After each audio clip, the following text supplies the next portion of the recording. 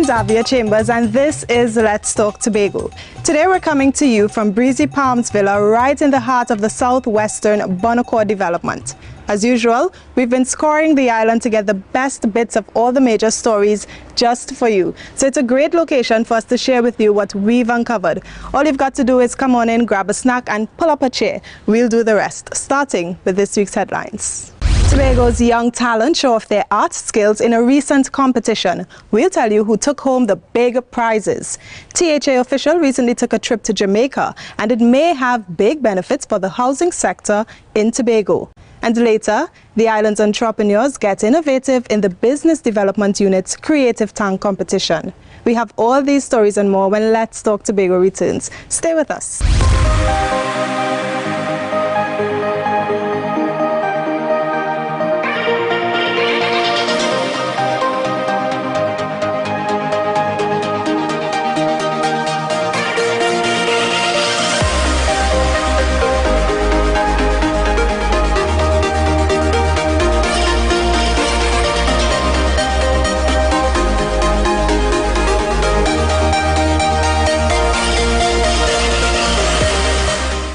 Tobago's definitely got talent, from sport to recreation to academic prowess and of course in the world of the arts. The island has produced it all. And the Office of the Chief Secretary is providing support to the next generation of talent through a very special art competition. We've got the scoop on the winners and a sneak peek at their impressive work. Have a look at our first story.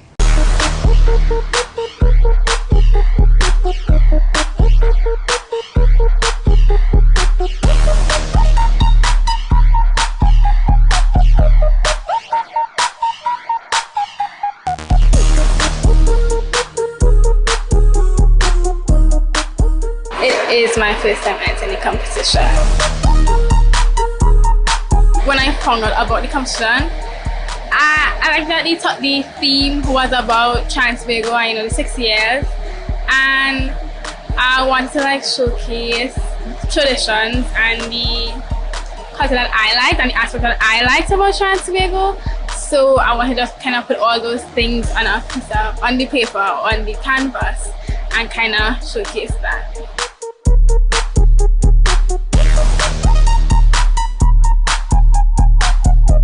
I want to thank all the schools who participated. I want to thank the principals for allowing your students to participate.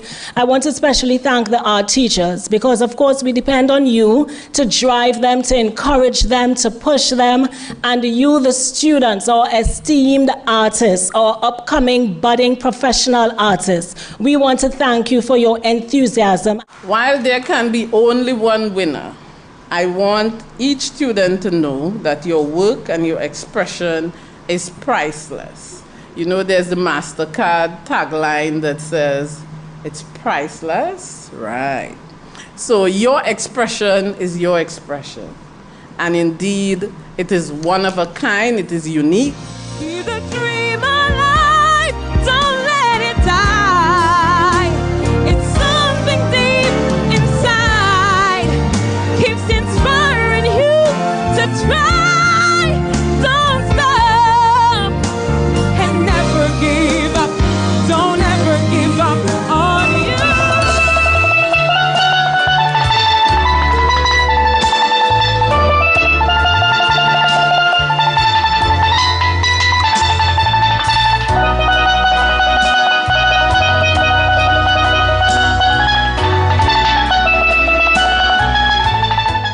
This program, as long as I am Chief Secretary, will continue. And one of the things we are often guilty of when there is a change in government is that we tend to throw everything out. But this is actually one of the programs that makes sense, that ought to be kept. But we have to find a way next year to even add more incentives to the work being done for our students.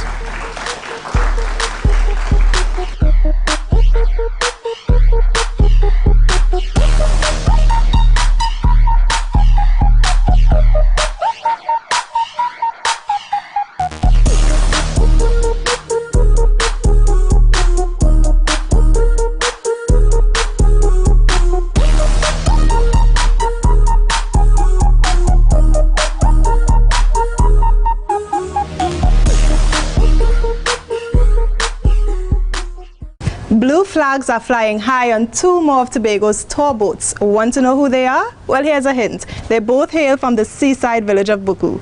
To find out more about their achievement, check out this story from Amadara Mills.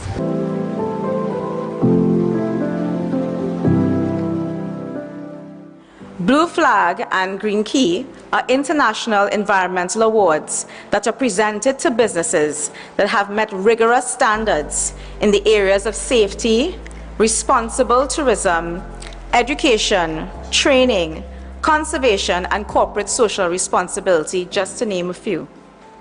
Your presence here today is indicative of your commitment to sustainable operations within the tourism sector. It is also affirming that the hard work and dedication of these operators have not gone unnoticed.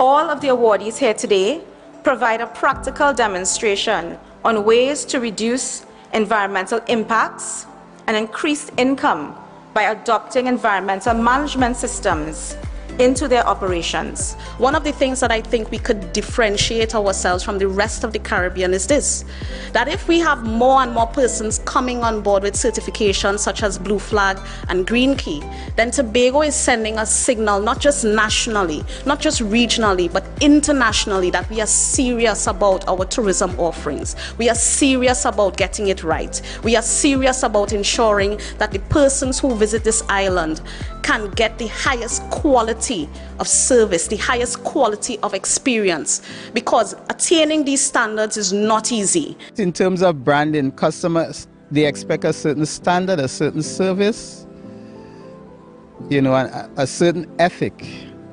So I hope to practice and promote that. It's a standard which I have to uphold, and I could be an example to other operators. For best practice and international standards, I think Tobago's tourism is on the upswing, and as stakeholders in the industry, we should strive for excellence. Excellence in terms of standard and the way we do business.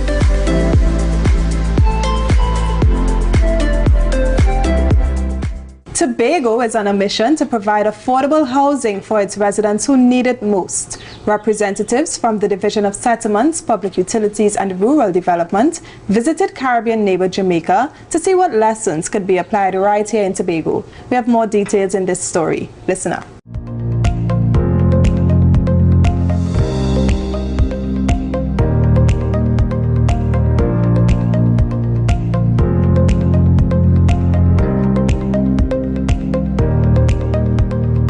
The trip was organized to have an overview or look at the Jamaican Housing Trust, because their model was introduced to me by Dr. Vanessa James since in 2020.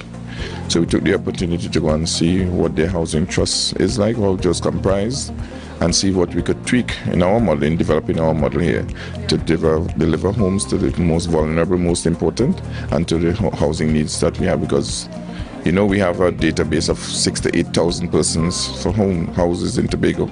So we're looking at the model to see how we could tweak it to deliver to as many homes to as much people as we could. What intrigued me the most is the pride that the Jamaicans have. I mean, we visited communities where Woodford, a community at the base of the Blue Mountain, where the residents were constructing a water tank now, 55 feet by 25 feet by 23 feet. And you know what's the good thing about it? They're not waiting on the government to provide a cent. They submit an application to the MP, after which those 5 persons are then considered, and that application would go to an oversight committee. The oversight committee consists of persons around the desk similar here, legal, financial, construction, etc. From that oversight committee, they would then go on to also, the application goes in conjunction with an engineering report. In the construction, they do 2-bedrooms or 3-bedroom homes, tiled, not linoleum or vinyl, and they get proper windows, doors, and a tank is given to the applicant as well. The construction is within the vicinity of 6 million Jamaican, which is approximately 350 TT. In order to change the policy, we have to take the information we gather here, develop the policy, take it to the Executive Council, hopefully to have it approved before the turn of the year, so we could start the new year with a new mandate, a new vision, a paradigm shift going forward.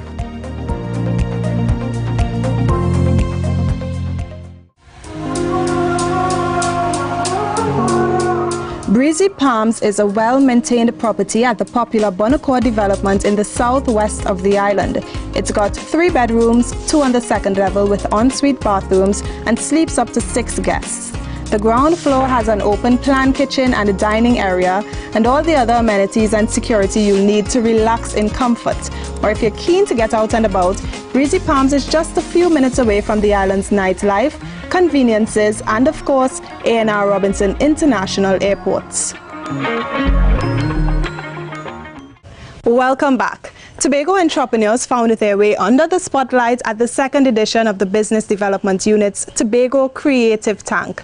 This year's contestants presented in 3 categories: sports tourism, food and beverage, and the creative sector.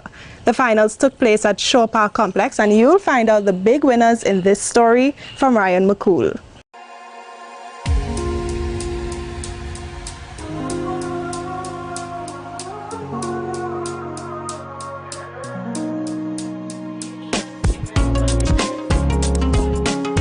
This is the 2nd edition of this competition. It would have started last year in the height of COVID.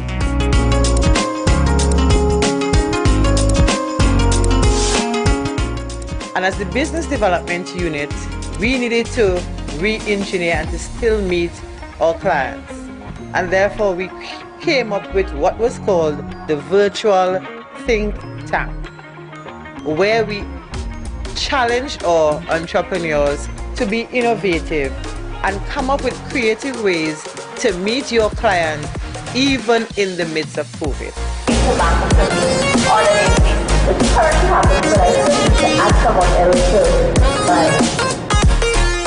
We are preparing you to be sharks in a global environment, because when you're a shark in an aquarium, you can't help but feel big. When you're a shark in a global environment, then you have to compete with things much bigger than yourself. And so the goal that we have for you is that you are to get so big that Tobago cannot contain you. Some of the other things we do portraits, and this was one of our portrait treasures. And so my book and my products are mainly made from my production capacity. A unique blend of woodwork, for example, turmeric, which we all know is an anti-inflammatory. My product in the fridge and it can last for 10 years and you come back and eat it fresh. So I see myself serving people more. Savory oil arises from homemade dairy beverages and is converted. How was the experience for you being in the Creative Tank Tobago? So today was a very phenomenal experience for me. It's first time trying to do this public speaking, although we may do it in other events, but I think, facing a crowd and, expressing yourself and your business sometimes become a bit, difficult, but it was an exciting moment and I had fun doing it. I think it's a fantastic idea. I think it gets small businesses in Tobago to want to get involved, to put themselves out there, as a lot of our businesses aren't necessarily on the internet, online, have web pages. So I think all of this kind of gets people excited, wanting to get involved, and then obviously makes it easier for you to learn how to sell in front of a crowd, which is important.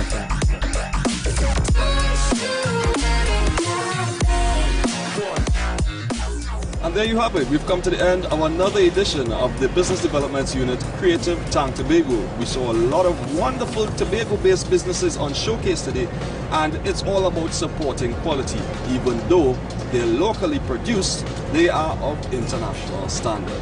So from Shore Park, I'm Ryan McCool reporting for Let's Talk Tobago. Great local cuisine, colorful indigenous craftwork, a taste of the island, all wrapped into one. If you're looking for such a place in Tobago, it's got to be the Shore Park Food Hub, the space that offers all things Tobago. If you haven't yet visited the hub, Omadara Mills is here to explain what you can expect there. It's all in this story.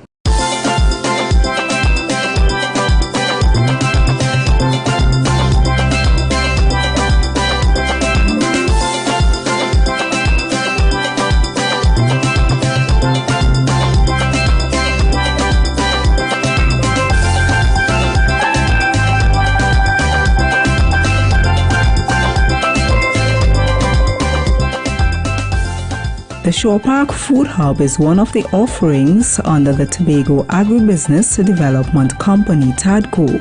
Situated next to the Orange Hill gas station, where the temporary Scarborough Market was once located, the Food Hub is open weekly from Thursday to Sunday from 10 a.m. to 10 p.m. It's a space where agro-processors, artisans and food vendors can rent any of the 56 stalls or 11 food containers and sell locally produced goods and cuisine. During the opening of the Food Hub, both vendors and patrons praised TADCO's business-driven initiative. It's a very nice event where we as agro-processors can, showcase our products. Even being here, I met some other agro-processors with lovely products, and Tobago is really doing fine work, and we need more events like this to showcase our products. I think that the event is a well-deserved one. I think also that the event is a good opportunity for young entrepreneurs to be able to come out and be able to get that form of traction. It's a great way for new entrepreneurs, to showcase their talents and the different creative that we have on the island. Because even simply walking around, today I found out that he had so many people doing natural products here, soaps, candles. So I think it's a very good idea for both the local residents as well as foreigners. It's an excellent idea. I love it very much. And it's fine time you make use of this building, and I guess that it could be a tourist attraction too. And then it gives the people of Tobago or the farmers or the entrepreneurs a place where they can come and display their products. I think it's a wonderful initiative. I just came to visit, but I ended up having to purchase a lot of stuff because I'm into the natural stuff and the stuff that I would have seen, the soaps and natural flour. These are things that we could actually invest in, seeing that we have challenges in the country where certain food stuff are expensive, and we could resort to these natural stuff and they are wholesome and healthy. Fireside cooking and dirt oven baking are features of the Shore Park Food Hub, a food court area where patrons can sit and consume their meals. Baked goods, desserts or local preservatives is an added amenity to the space. The Food Hub will also cater for live acts by local performers on particular days. Today is a step in the right direction in terms of making the agro-processors more accessible. There will be no need for persons to be parked on the side of the road and persons thieving a chance to come and get some of your produce. Let this space be a place where you could actually come and have all of your products showcased for many days to come in terms of what you have to offer. To all the vendors who are here, I want you guys to understand that this establishment here is geared towards you. We at TADCO are definitely going to be working with the agro-processors and the people involved in the art and craft and those types of persons in terms of building their capacity, in terms of building their commitment to building a brand from Tobago. If you're interested in renting any of the kitchen containers or the stalls, check out TADCO's website where you can get answers to frequently asked questions or fill out a registration form. Individuals can also call TADCO at 639-4017 extension 1017 or the call center at 211 for more information.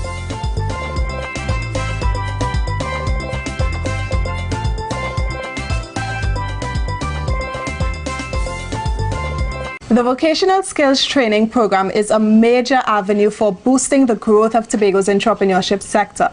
This year, more than 1,000 people graduated from the program in over 30 disciplines. We've got more details from the ceremony in this story from Crystal George.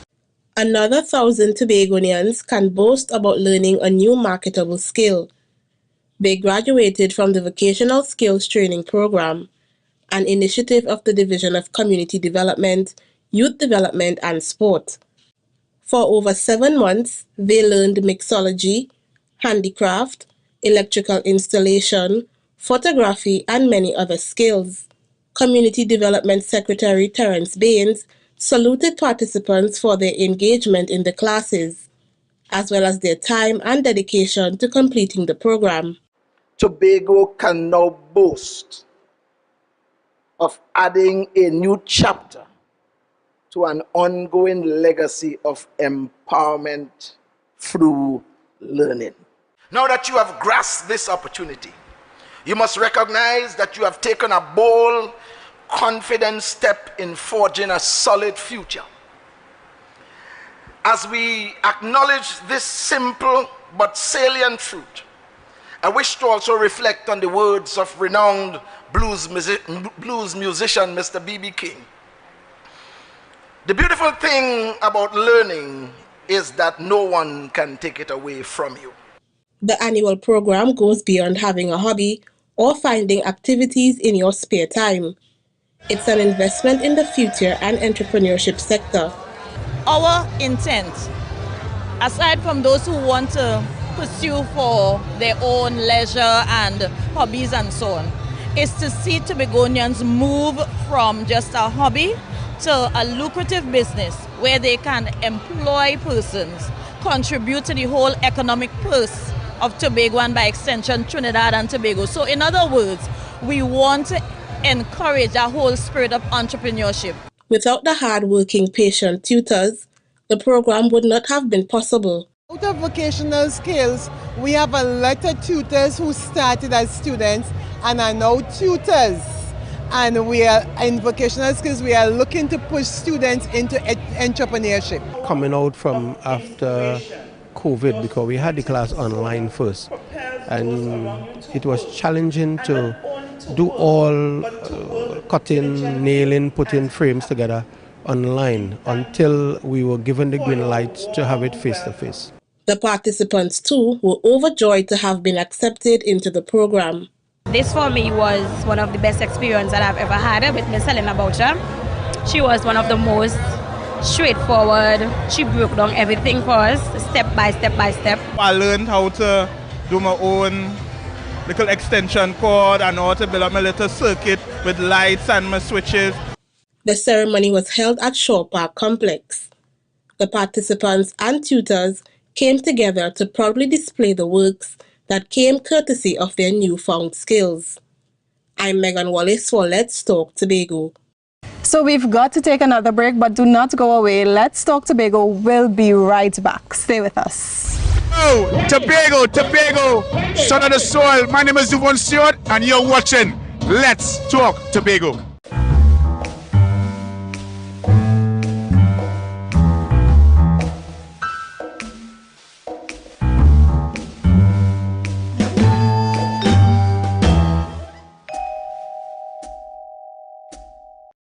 The Equal Opportunity Commission is actively seeking to re-establish its presence in Tobago. Its operations were disrupted by the advent of COVID-19. Pre-pandemic, the EOC held office days in Tobago once per month, and now that the restrictions have been lifted, we really were anxious to get back into Tobago and have a presence here. So this caravan, this 2-day caravan, is really a precursor to the EOC coming back to Tobago in the new year. The Commission's Manager of Corporate Communications, Shelley Dollabile, says the EOC is mandated to working towards eliminating discrimination and promoting equality of opportunities for Trinidad and Tobago's citizens. We really wanted to come and spread this message in Tobago, as well as share the free services that we offer at the Commission, which includes free legal advice.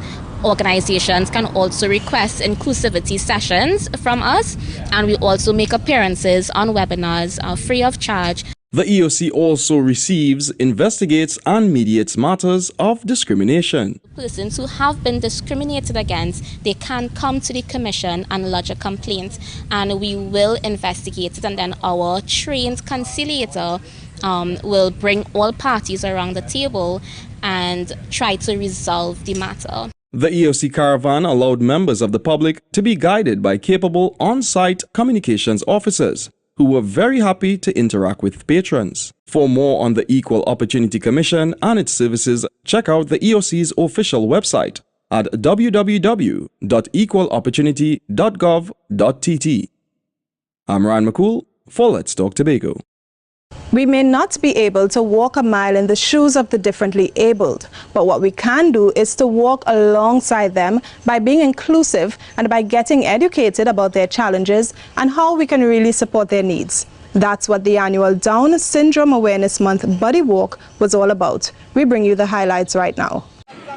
October was World Down Syndrome Awareness Month, and as customary, Tobago did its part in spreading awareness.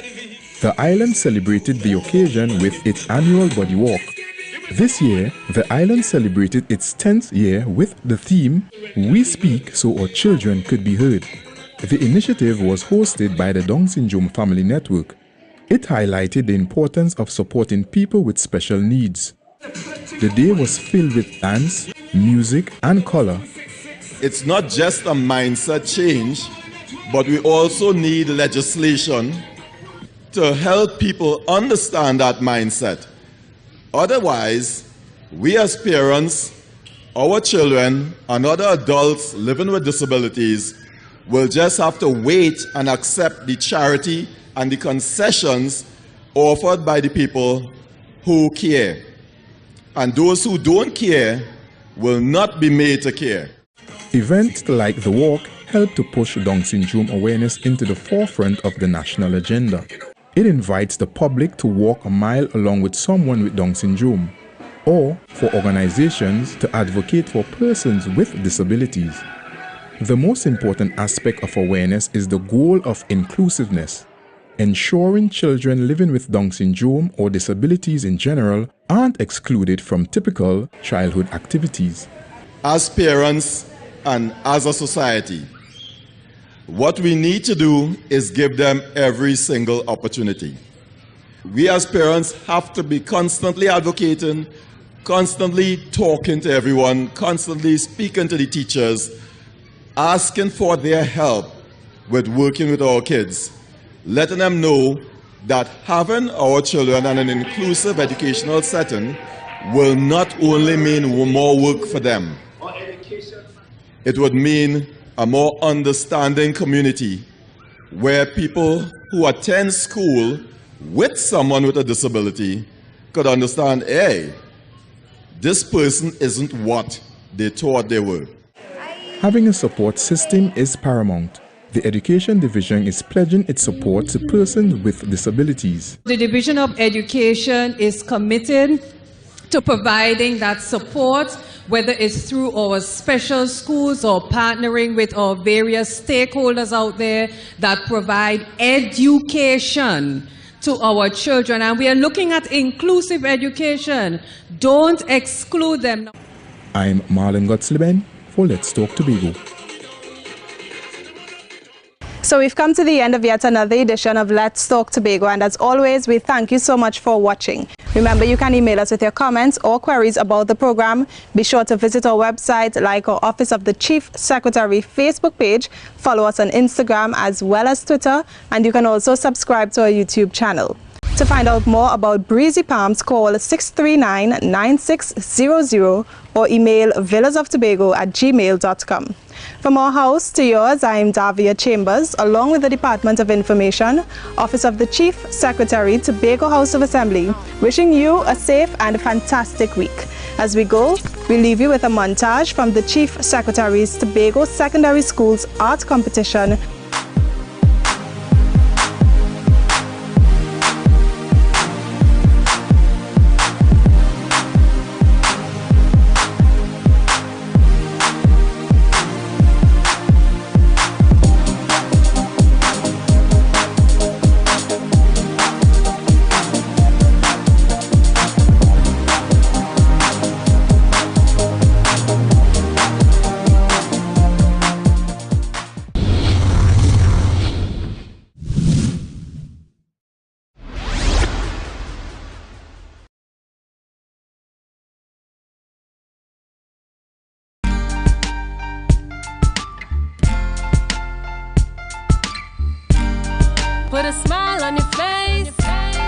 when you're moving from place to place.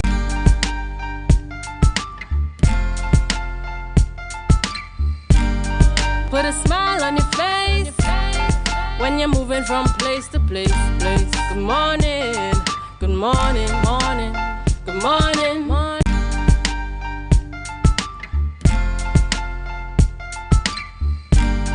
Put a smile on your face when you're moving from place to place. Good morning, good morning, morning, good morning, morning.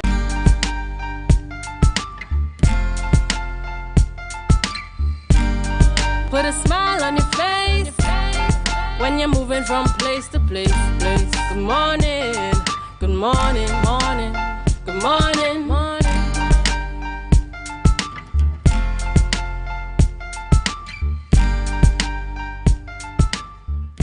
Good morning, viewers. It is Monday, the 12th of December, 2022. It's 7 a.m. and welcome to the Tobago Updates morning show, coming to you here live from the Port Mall in Scarborough. As we continue to give God thanks for life, I am Julian Skeet. And I am Rhea Richardson George, and this is the day that the Lord has made, and we will rejoice and be glad in it. Good morning to you, Tobago. Good morning, Trinidad. Those of you in the Caribbean, and those of you viewing us on the live. Good morning, good morning. Julian, welcome.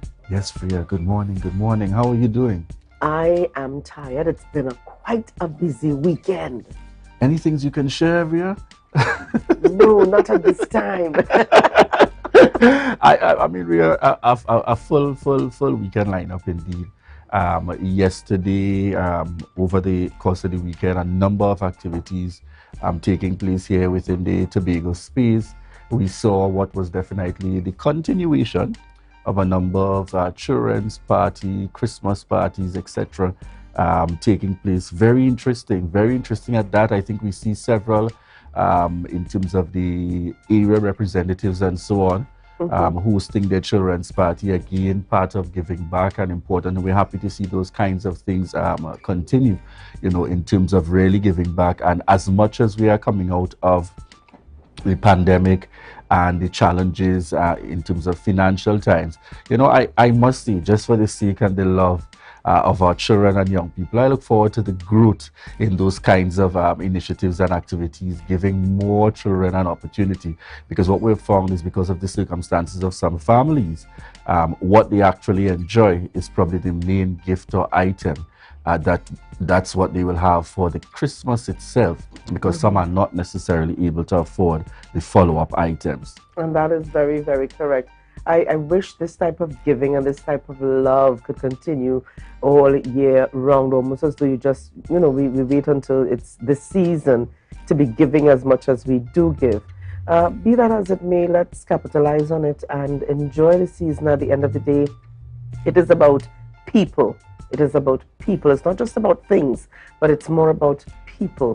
So here is hoping that we can continue to put our monies where our mouths are. Yes, Rhea. And, just as we speak to that, well, before we head on there, let's head over into news in 90 seconds. Thank you, Julian and Rhea. I am Candice Jackson, and here is your news in 90 seconds for Monday, 12th December 2022. Signal Hill Secondary School won the Coca-Cola Girls Intercol title over the weekend. The girls on the hill competed against Five Rivers Secondary School and achieved a 3-1 victory. Signal Hill's Alexander Stewart and Tinkle Thomas scored a goal each for their team, while the third goal was an own goal scored by Luan Craig from Five Rivers. Signal Hill started the match strong, scoring their first goal in the 6th minute. Five Rivers tried to catch up, but they were no match for the girls on the hill. Meanwhile, Tobago West MP Shampa Kajo called for fresh elections after Chief Secretary Fali Augustine and 12 members of the THA divorced themselves from the PDP and adopted an independent stance. Kajo said Tobagonians did not vote for independence and accused them of forcing a political ideology on the people. Kajo claimed that over the past year, the Augustine-led administration only proved that they could throw a good vet, but did nothing to push the development of Tobago. She believes the situation is not good and Augustine has no reason to continue holding on to power. And nationally, Public Utilities Minister Marvin Gonzalez announced that WASA will be using TSCT's call center to handle requests and queries from the public. The decision was made due to the WASA's call center's poor customer service and failure to meet the standards of the Regulated Industries Commission. The center will be taken over by TSCT next month, resulting in the dismissal of 30 of the authority's CCC representatives. The move is expected to improve the access to truck-borne water supply and the reporting of service disruptions. And that was your news in 90 seconds. It is back to you, Julian and Ria.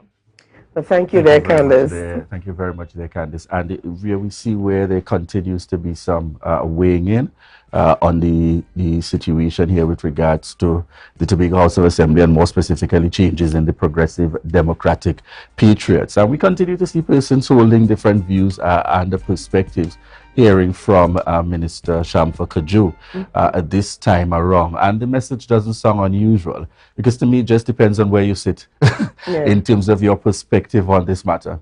Yeah, and you know, Julian, someone asked me over the weekend, Ria, what are persons in the East saying in relation to the chief, Farley and Watson Duke?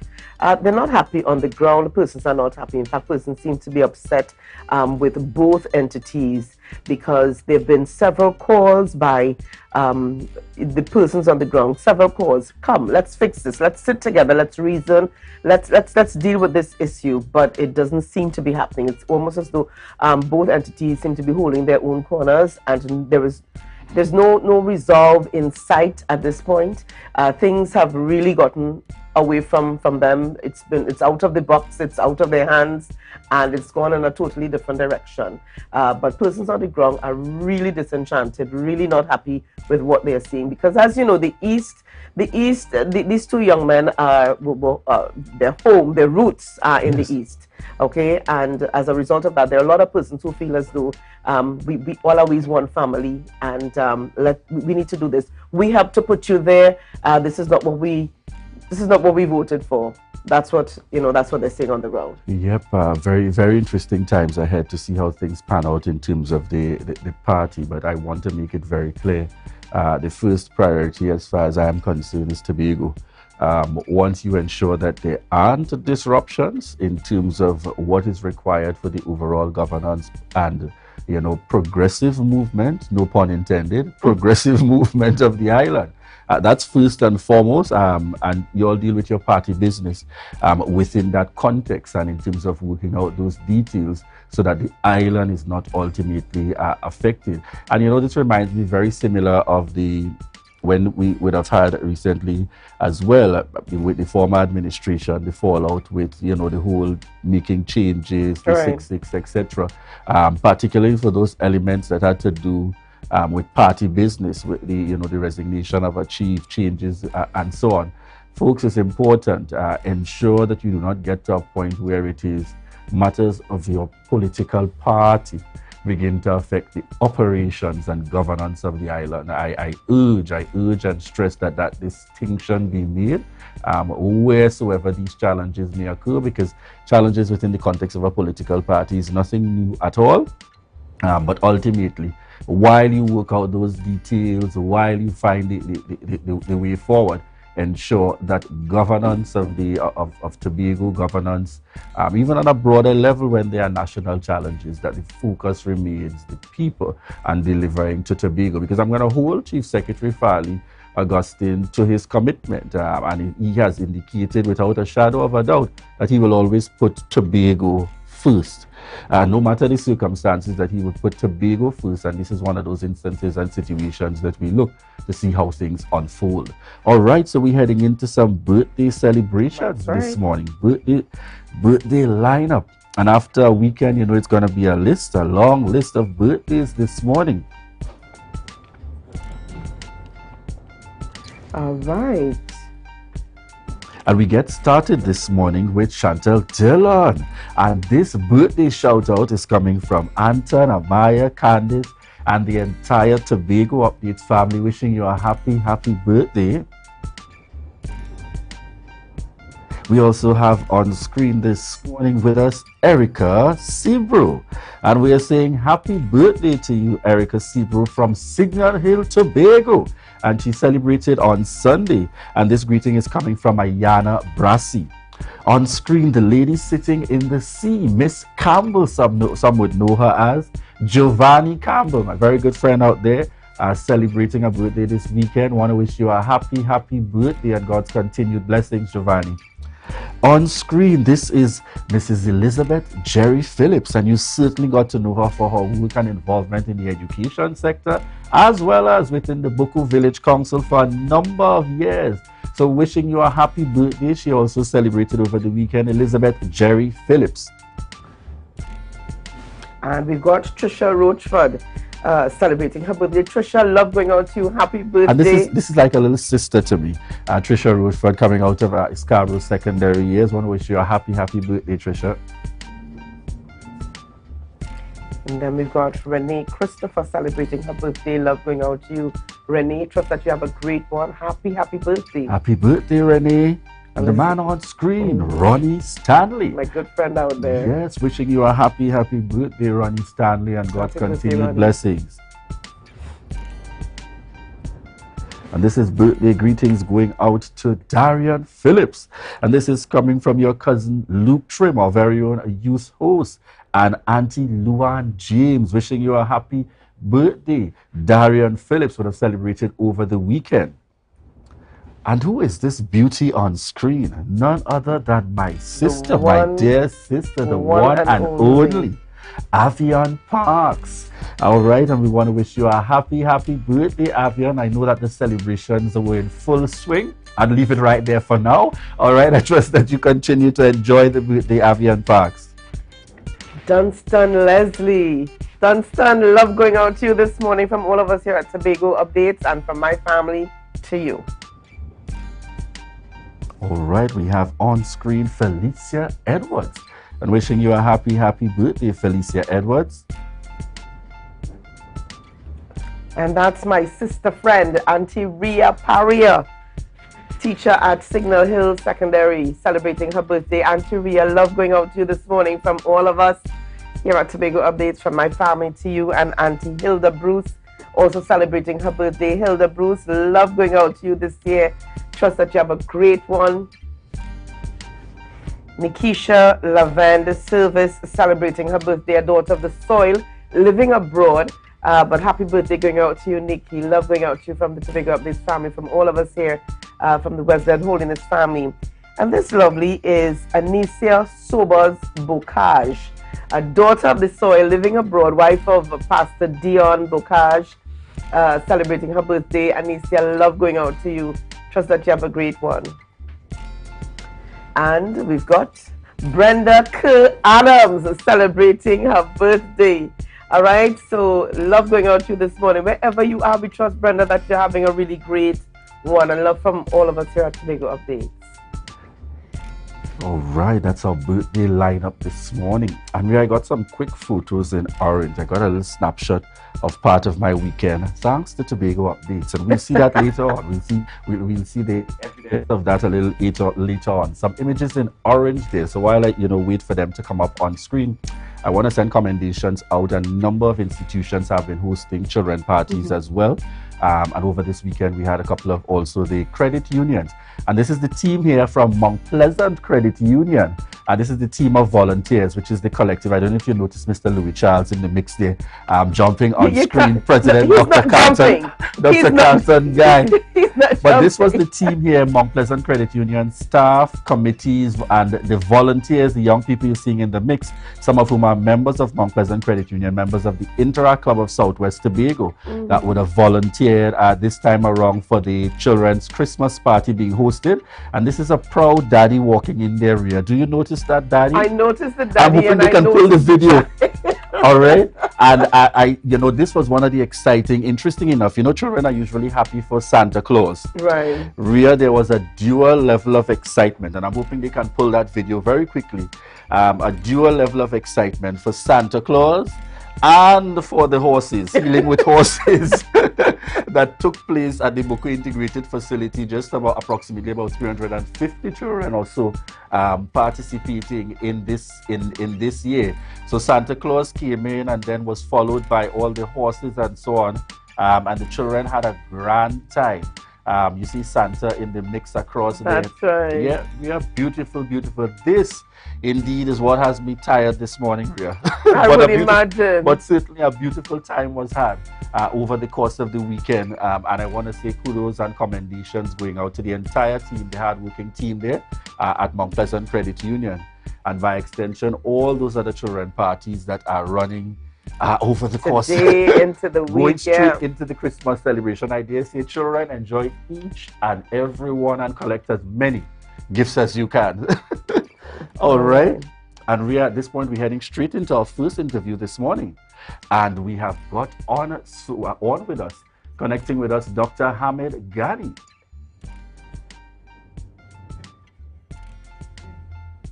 All right, Rhea, apparently all right. Yes, we've got Dr. Hamid Ghani on with us this morning. Are you hearing us there, Dr. Hamid Ghani? Morning. Yes, good morning and welcome. Thank you. All right. So, Dr. Hamid Ghani, as we get the conversation started this morning, we want to start off with your initial comments and feedback in the matter of what is the crossing of the floor in Tobago. What was your reaction? Did it come as a surprise, or you see it's a normal day in the life of politics as a political analyst, a university professor?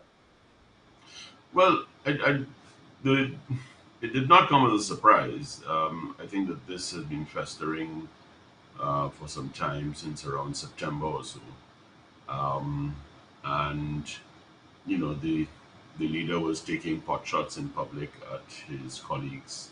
And this situation was going on and on and on, and adverse commentary being made about your political colleagues in the public domain is not the ideal way in which to operate a political party. Those kinds of things are better discussed behind closed doors. But I think there came a point where it was difficult for the other members of the PDP who are elected members in the Tobago House of Assembly to continue being on the receiving end of that kind of public commentary about them personally and their competence and various other things. And I think that, you know, that perhaps was not the ideal way in which to dress down your colleagues in that kind of manner. I mean, they would have been screened and selected just over a year ago. And this kind of public commentary perhaps was not the best way to handle it. So they took their action in response to this prolonged and sustained public attack against them and their credibility and their personality and everything else. And Section 19 of the Tobago House of Assembly Act is very clear about the conditions under which an elected member of the Assembly shall vacate office. And nowhere is it stated that resignation from a political party is one of the grounds on which you vacate office. So that I think that they banded together. Obviously they have banded together, and they have banded together based on the public issuance of a letter confirming the support for Farley Augustine as Chief Secretary and for Dr. B. Israel as Dr. Faith B. Israel as the Deputy Chief Secretary, and that all of the other elected members, with the exception of the political leader, Mr. Duke, have endorsed Mr. Augustine as the Chief Secretary and are pledging the support to him. So I think that it is more of an internal political dispute that is no longer going to be internal to the PDP because these members have all resigned.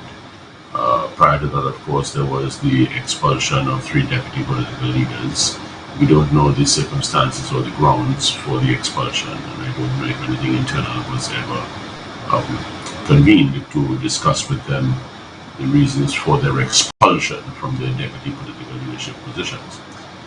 I think also there might have been an issue with regard to the PDP launching out in Trinidad, establishing headquarters and engaging in Trinidad affairs, indicating quite clearly that they were going to contest the local government elections in Trinidad and also the general elections in Trinidad and Tobago. So I think that there might have been two different pathways going on here. One that was clearly going to cross the water from Tobago over to Trinidad and get involved in Trinidad politics. And I'm not sure what the position was. I mean, there seemed to be deputy political leaders in Tobago and deputy political leaders in Trinidad. So I think the vision of the party is also one that maybe needed to be defined a little more clearly to establish in the minds of people what the party was about. Dr. Hamid Ghani, I want to rely, I know you have been in this for a number of years, and your experience and knowledge here. Has this happened before in the Tobago House of Assembly? Because people seem to be making the analogy that it's this is a crisis and a real situation here for the operations of the Tobago House of Assembly itself.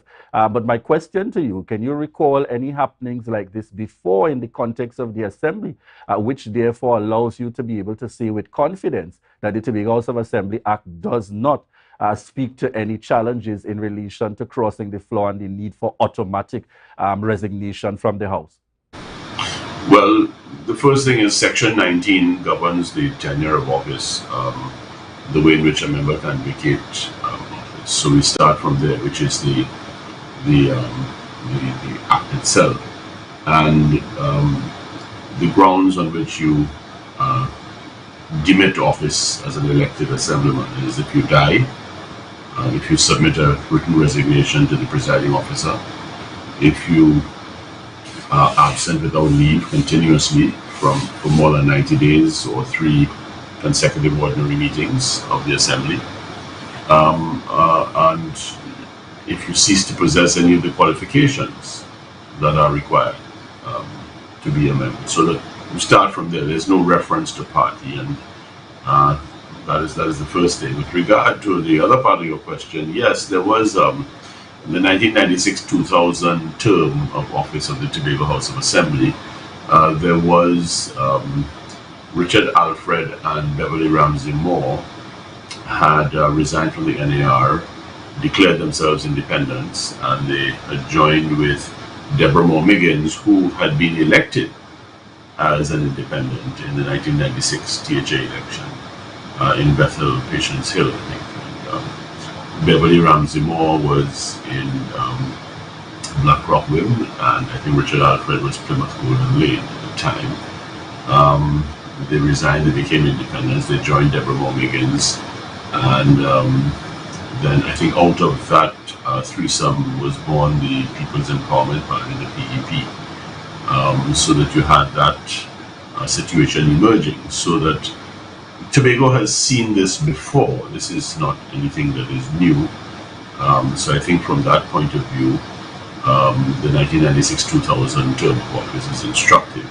I think what has changed the dynamic here is that the number of members involved is substantially different than just 2. But the precedent of 2 having resigned from their party before and continuing in office for the rest of the term has clearly been set.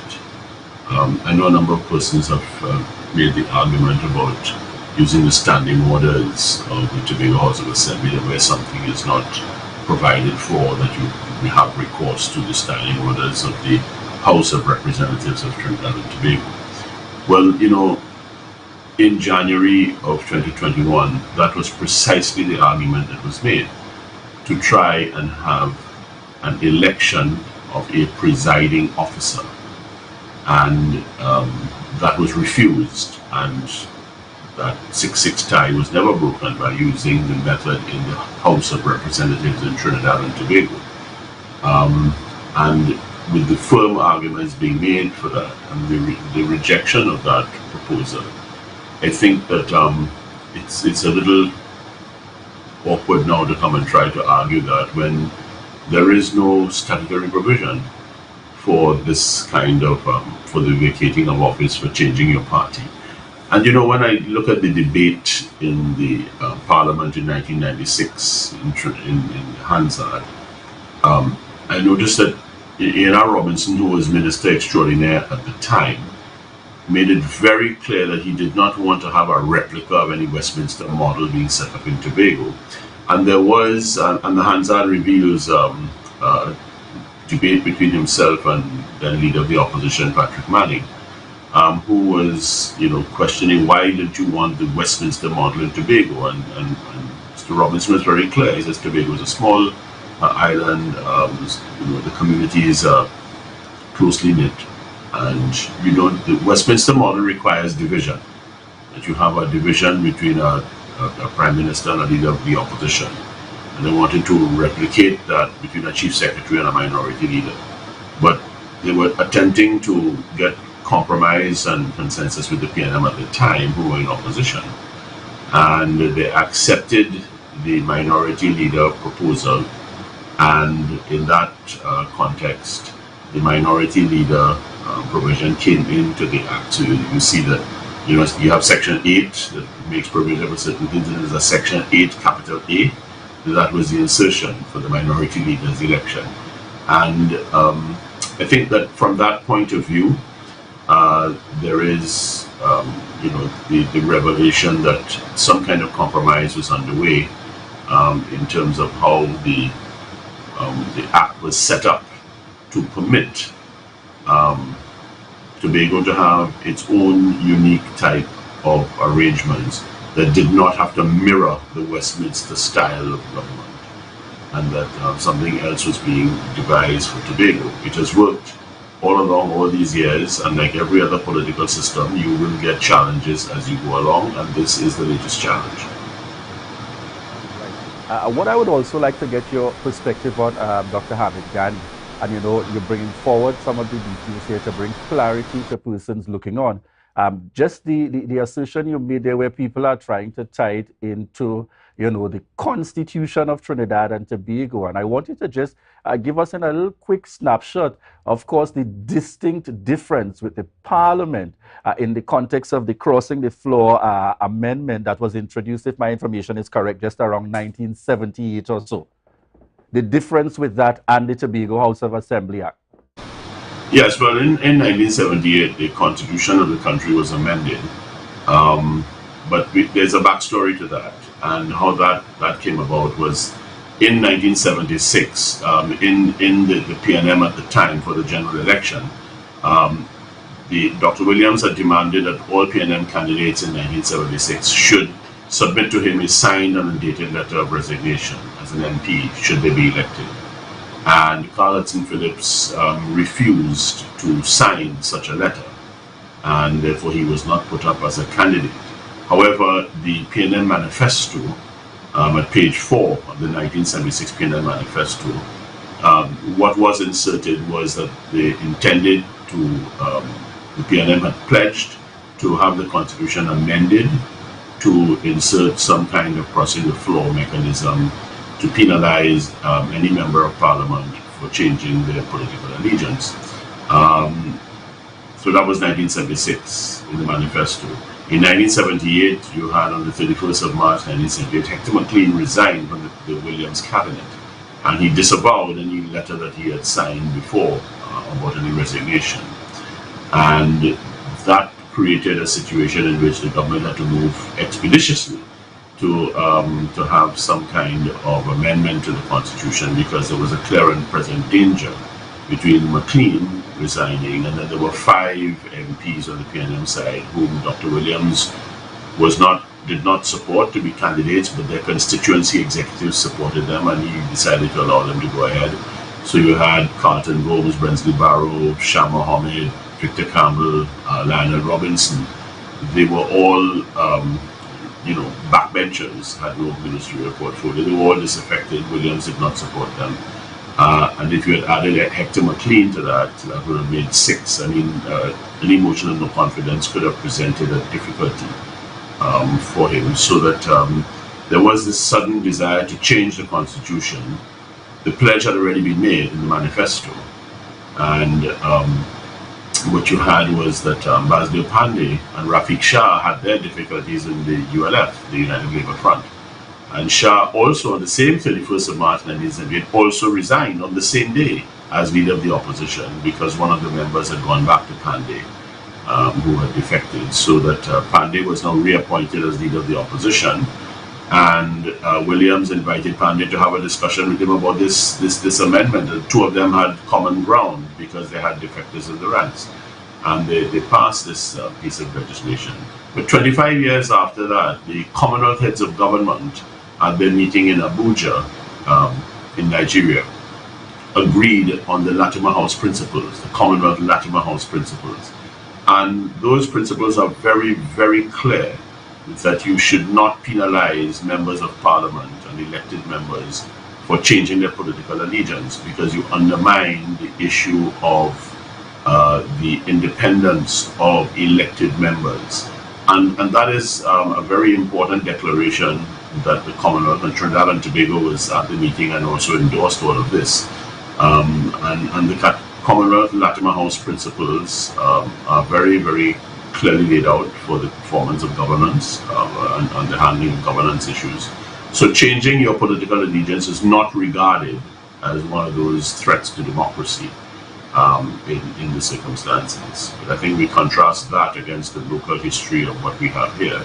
But in Tobago, it was never intended and never brought in, and Robinson resisted it when the bill was being drafted and debated in 1996. From where you sit, Dr. Hamid Ghani, do you see a crisis in the context of the Tobago House of Assembly based on what has taken place with the resignation from the political party that this current administration would have entered office with, and now the current governance and operations of the Tobago House of Assembly, and of course efforts being made to indicate that, you know, they should resign based on the parallel comparison with the Constitution? No, there isn't any crisis. The Act is quite clear what the grounds for the removal of for persons vacating their office.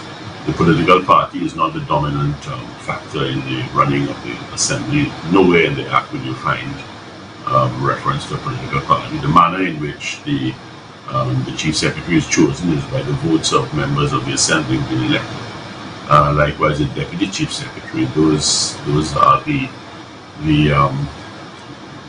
means by which you get elected. Unlike in the national constitution, where it is said that the Prime Minister shall be the leader of the party that has a majority, that is not the situation in the Tobago House of Assembly Act.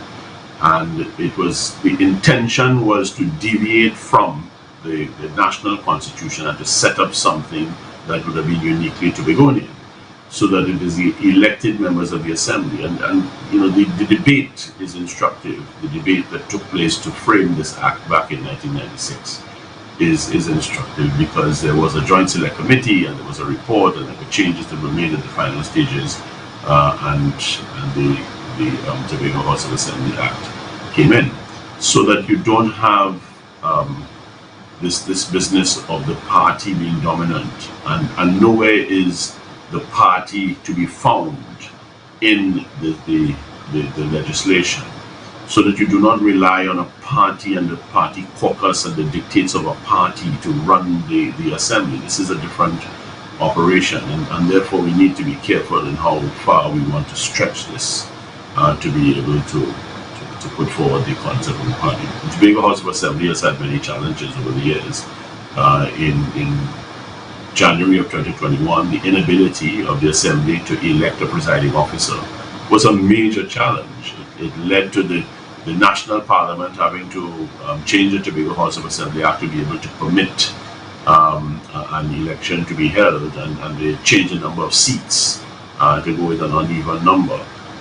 So that was one thing. In the 2013 to 2017 Assembly, there was no minority leader. The PNM won all of the seats, and the president was required to declare the office of minority leader vacant in order for the assembly to carry on its business. But the Assembly carried on its business for an entire term with Section 8A of the Tobago House of Assembly Act not having been fulfilled.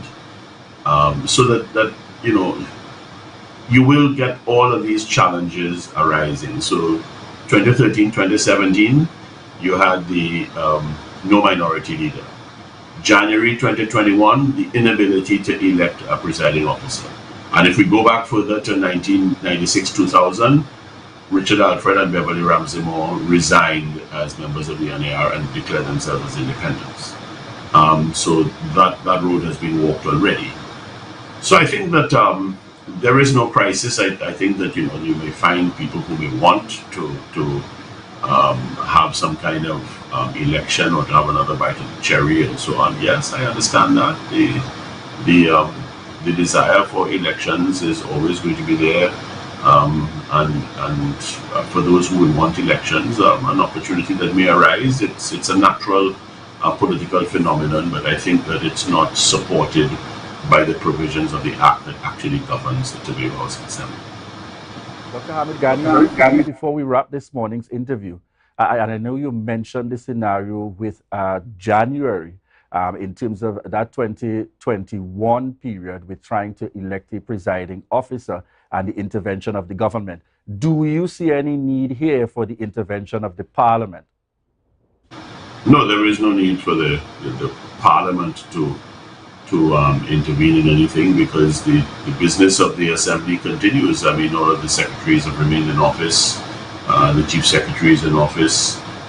You don't have any crisis where that is concerned. I mean, this is not a situation, for example, that you had in 2020 when you had the PNM internal elections, and you had the fact that Kelvin Charles lost his position as the political leader of the PNM in Tobago, and as a consequence of that, the insertion of that party outcome caused turmoil inside of the Assembly and how to remove Kelvin Charles as Chief Secretary and how to install Ansel Dennis as Chief Secretary, and you know, Tracy Davidson Celestin coming in, and one of the secretaries, I think the Secretary for Health, had to be removed to make room for this. So when you try to impose, this is precisely what A.N.R. Robinson was pushing against, that, you know, not letting the party dictate the Assembly, the business of the Assembly, because you have to get into all kinds of awkward situations. And it was an awkward situation to remove Kelvin Charles, because the provisions for removing someone who's a secretary didn't really cater for the internal elections of a party. But there were all kinds of contortions in how to get rid of Kelvin Charles. And that itself made it quite difficult and created an internal crisis in the PNM. And people in Tobago know about the divisions on the ground where that is concerned. So that I think the desire to impose party politics on the Tobago landscape is really where some of this debate lies. That's one half of it. And the other half is, you know, do you have a political party that is going to articulate the interests of Tobago and deal with Tobago's interests in the context of the legislative framework that exists? Or do you have political parties that are not necessarily going to confine themselves only to Tobago matters, but will cross the water and go and start to get involved in Trinidad matters and want to contest in local government elections in Trinidad and so on? I think that debate needs to take place. I don't know if that debate ever took place inside of the PDP, but it might be a debate that they may want to consider, the PDP. But these members have gone their way. But I think that they need also to consider what they're going to do in terms of their political arrangements. Are they going to offer the Tobago public some kind of new political vehicle that will offer, concern and confine themselves to Tobago matters for the interest of Tobago, or are they going to remain as independents? And I don't think it's sustainable for them to continue as independents. We've seen this before. I mean, A.N.R. Robinson resigned from the Williams cabinet in 1970, and he formed the Action Committee of Dedicated Citizens, the ACDC. And then out of the ACDC was formed the DAC, the Democratic Action Congress, Robinson walked that road. Basdeo Pandey, when he and his colleagues were dismissed by A&R Robinson in 1988 from the cabinet, they went and they formed Club 88. And then out of Club 88 was born the United National Congress in 1989. So these kinds of things have happened before. This is nothing new in our politics. So there's no challenge or crisis or anything of the sort. It's a different political arrangement. And political leaders will engage in having differences of opinion. And if they go their way and they want to have a different political outlook, then you come with some kind of new political vehicle and you offer it to the people. Carl Hudson Phillips fell out with Eric Williams and he left the PNM and he formed the ONR, the Organization for National Reconstruction. So we've seen all of this in our politics before. So what has happened in Tobago is nothing new, and it's just a continuation of a number of other political situations that have arisen in the past with people like Robinson and Carl Hudson Phillips and Basdeo Pandey. They've all done this before. This has happened before. And in terms of the Tobago House of Assembly, well, perhaps it is about to take place. Something may be happening on the horizon. Who knows where the 13 elected members and the 3 councillors may be going in terms of what political formation they want to offer to the public in Tobago. Thank you very much there, Dr. Hamid Ghani. And I like how you give us a nice kind of hint into what might naturally happen in terms of the projections politically. Perhaps, who knows, something new might potentially be on the horizon. So viewers, we've been hearing here from Dr. Hamid Ghani, UWI professor and political analyst, giving us his perspective there. There is no crisis in the context of the resignation, and he has premised it on the fact that, other additional information, there's nothing new in the context between 1996 and the 2000 THA term of the Assembly, reminding us of the then resignation of Richard Alfred and Beverly Ramsey Moore from the NAR administration, and therefore going as independents to align with Deborah Moore-Miggins and eventually forming a new political party while they continued within the Assembly as independents into a new party. So very interesting in terms of the developments and making the natural analogy with regards to the Constitution and where the difference exists in the Parliament regarding the crossing of the floor. All right, and we just want to let you know, viewers, that you can look forward to upcoming discussions with Ho Choi Charles, because he's also going to be on to continue the discussion on this matter in terms of bringing the information and the specifics to us. All right, viewers, at this point, we're prepared to head on out for a break this morning, and we want to thank you so much for the continued love and support. Coming up next, we have Joseph Jordan, Sergeant Joseph Jordan of the TTPS, and we look forward to those upcoming discussions. Viewers, we want to those of you connecting via TV, those connecting via radio, and even those of you joining us online this morning. This is your opportunity to share the live, share the live, share the live. Spread Christmas joy and cheer with a loan from Lambo Credit Union this year. Get 100% financing for shopping, home renovations, furniture and appliances, debt consolidation and much more. Did we mention no payments until the end of January 2023? Get the most flexible repayment periods and the best interest rates around. Call 639-5060 to book your appointment today, or visit us on Facebook or Instagram. Wishing you a happy holiday from Lambo Credit Union. And remember, we are always here for you.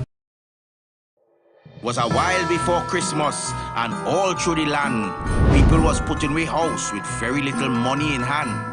They was painting and cleaning and doing their chores, but I went to hunt for deals at American stores. Deals on living and dining room sets, on fridges and stoves, beds and cabinets, on washers and dryers, small appliances cheap, even TVs and stereos, prices just can't be beat. So let's Christmas together at American stores. After all, what they tell me, anything could be yours.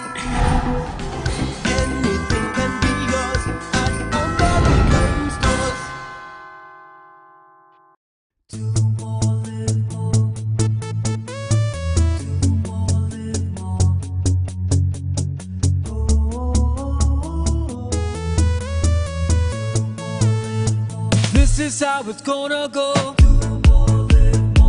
They better look up below, 'cause this is your show, and everybody's gonna know. Say it to them once again. They better look up below. This is your show, and everybody's gonna know. That's how it's gonna go. They better look up below, 'cause this is your show.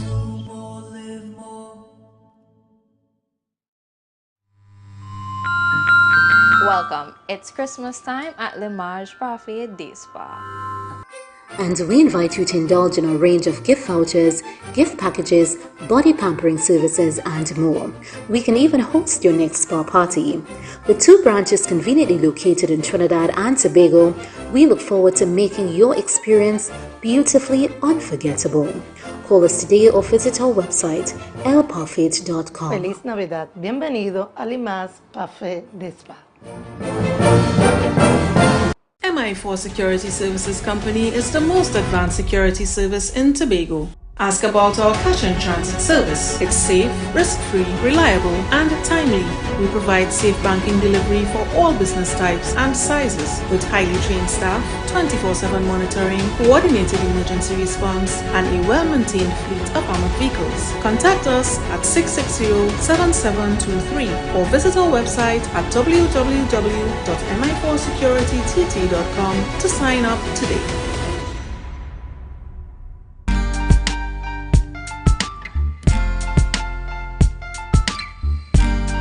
Put a smile on your face when you're moving from place to place. Good morning, good morning, morning, good morning, morning. Viewers, welcome back this morning to the Tobago Updates Morning Show. We are chatting this morning with Sergeant Joseph Jordan of the TTPS, and we continue the discussion this morning on safety during the Christmas season. All right, so good morning, welcome to Sergeant Jordan. Good morning to you. Thanks for having us this morning again. Always a pleasure. Before we get into the meat of the matter, let's talk a little bit about over the weekend. All right, the police concerts, the police variety, TTPS variety concert. You were there? Yes, I was. I finally made it. I made it late, but I made it because we had a very long day on Saturday, but I made it. Excellent, excellent. Now, you talk about coming back.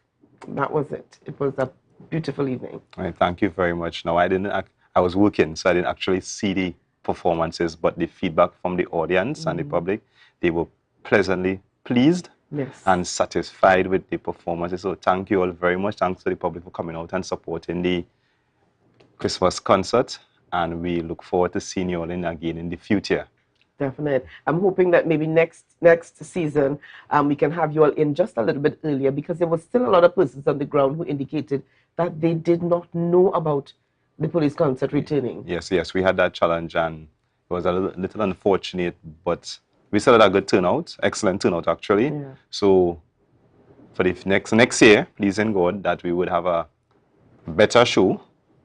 Bigger and better. And better as well, yeah. Definitely. All right, so let's switch gears as we talk a little bit about safety during the Christmas season.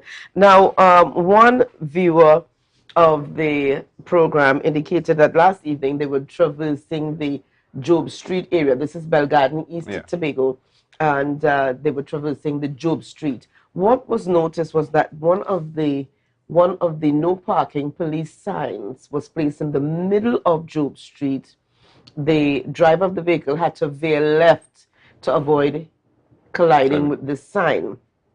Now, interesting though, the person indicated that they almost stopped to move the sign and then erred on the side of caution and contacted the TTPS Roxborough station, informing them of what was happening.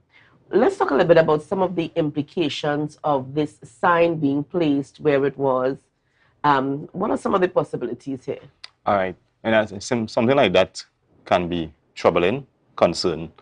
Now, if the TTPS is using a sign, they're not going to put it in the middle of the road, right, without any public notification, right? And a sign in the middle of the road will almost indicate that you cannot pass, right? right? And was it daylight or evening? No, this was 10:30 last night. Right? Right. So instances of those nature are things that we need to be mindful of, because we have persons out there who are very trappy. Some persons may want to commit a crime, so they place an object in the middle of the road. The driver or passenger comes out of that vehicle and they hold them up, or some kind of unfortunate thing happens. So in instances like that, avoid coming out of your vehicle, because it could be a trap. And as the person did, communicated with the police, that was an excellent move. And in your instance, you could have passed, so that was sufficient at least to prevent any untoward activity and preventing of your own safety, right? So these are the things that people do around Christmas time, and generally we have instances where people, for example, I'll go a little further. We had instances where people are bouncing person cars, creating accidents. Person come out to see what's happening, they get robbed. Wow. But not in Tobago. We have not had any reports about some of these instances would have taken place in Trinidad. But I often say I do not have to separate Trinidad and Tobago, as some of us like to do. But we need to take necessary precautions in order to preserve our safety and be aware of our surroundings. Okay, we need to particularly in Tobago, we need to be more aware. All right. Now, as we continue the discussion, we spoke last week about persons moving around with large sums of cash. Yes. There's even greater concern this morning, because persons seem to still be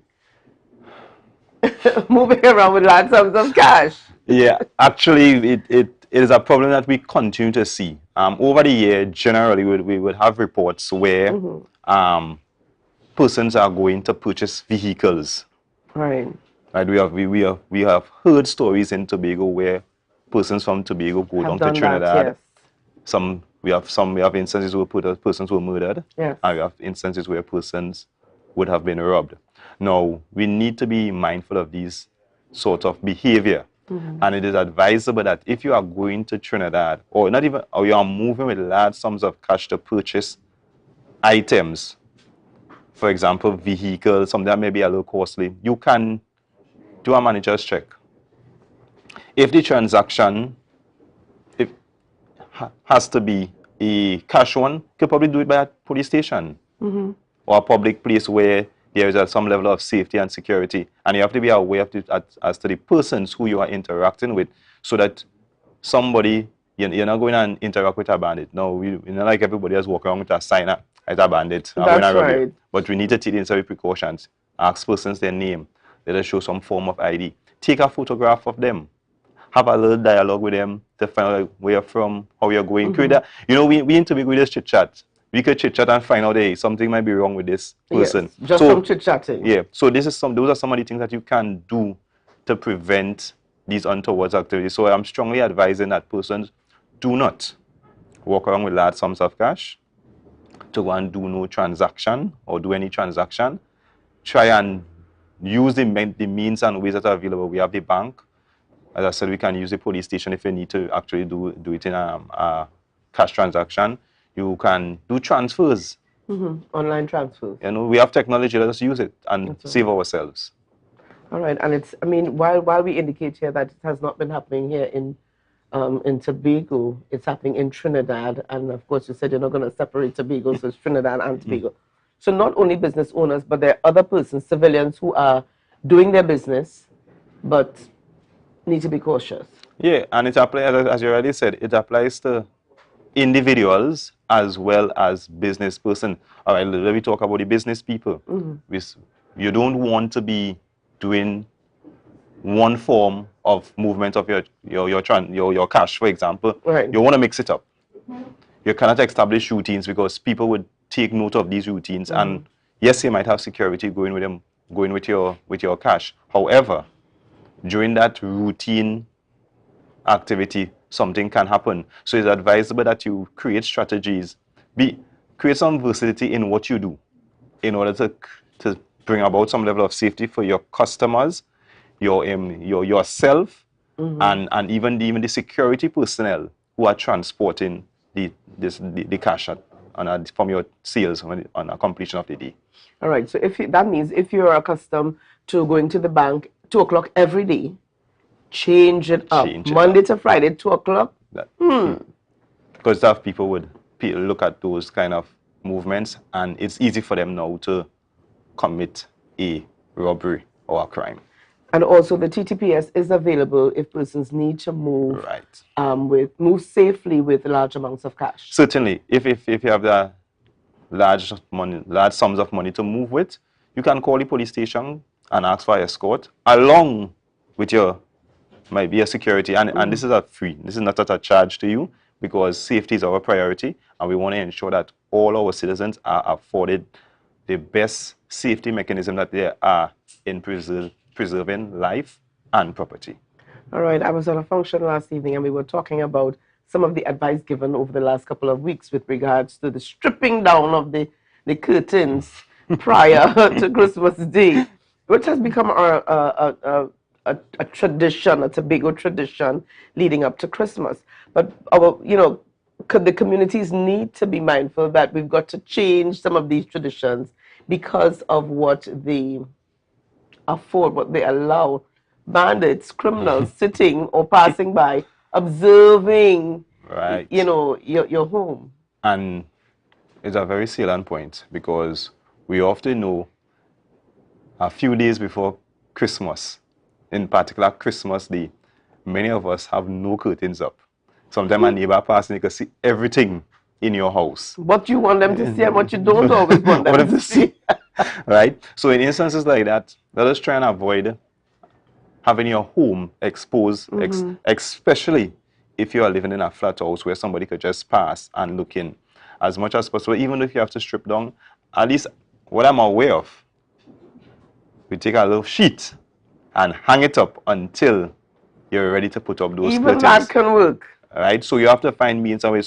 So we want to change our curtain. We know we want to pop the curtain just after the Christmas Eve, or like 1, 2 o'clock, by the time we want to put up those curtains. But in the interim, you can use a old sheet, hang it up, so at least you create some level of safety within your home. Do not give the prospective bandit, the opportunity to commit a crime, because that is one of the ingredients to persons committing crimes, that opportunity. And most of the times, we as individuals are the ones that give the person that opportunity to create that offense. All right, so we need to help them to help themselves. Yes. All right, by not putting the temptation in their path, by exercising a little bit more caution. Certainly. I always say in Tobago, the way we operate is not how we're going to operate in Trinidad.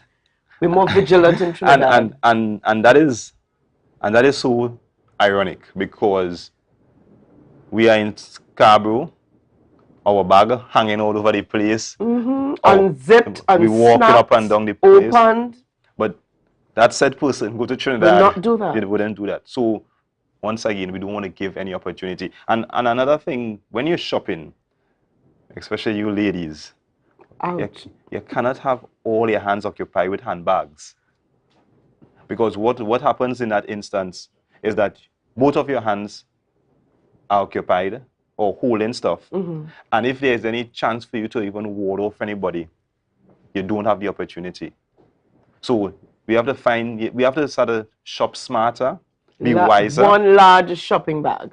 As much as possible. So even though you have to shop and probably take it to somewhere but to walk around with all those luggage, somebody can cut a bag, your things on the ground, your handbag, you realize by the time you reach home, your handbag empty. Yeah. Because things would have fallen out. So we have to just use our initiatives in preventing ourselves, while we, the police service, are out there in our numbers trying to make sure that we have a safe environment, especially where there's a large number of persons shopping and enjoying the Christmas spirit, because we know over the last 2 years we would not have had that opportunity to enjoy the Christmas.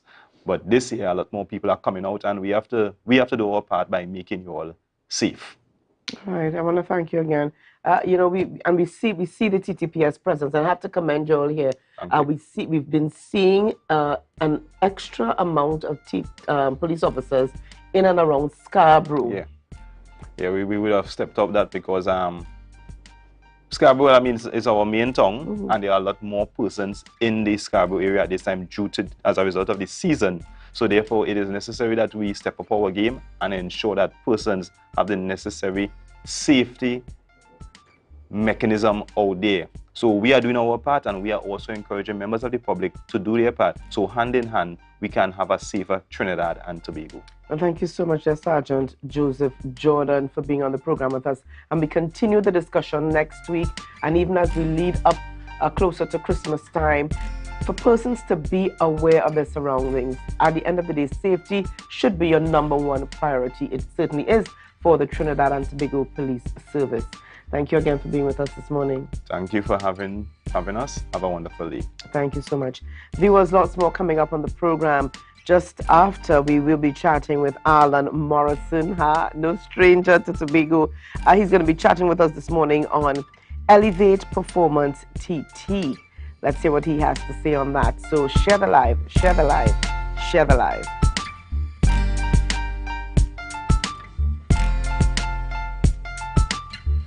The best place to stay in Tobago is at Thorn's Place, with rates starting as low as 200 TT. Call or WhatsApp 745-7306 or 682-8676. We are located uptown Scarborough, 5 minutes away from the port. Remember, at Thorn's Place, our aim is to make your stay safe and affordable.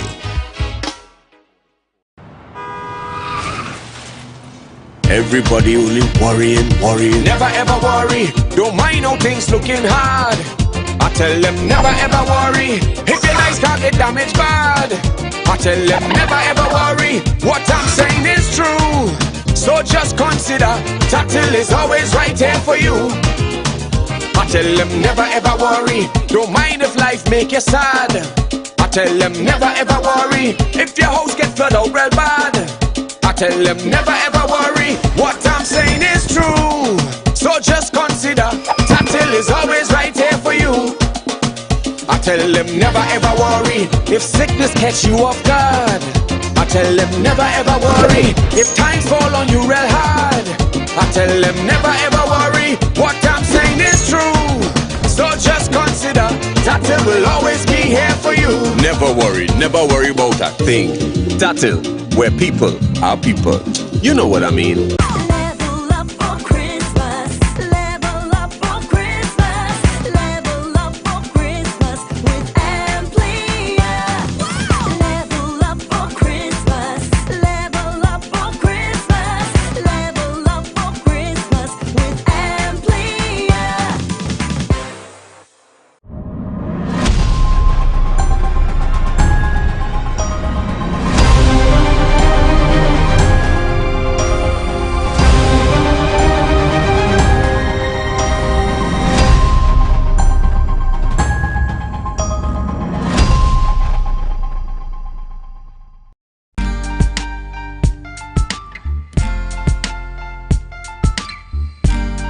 Put a smile on your face when you're moving from place to place. Good morning, good morning, morning, good morning, morning.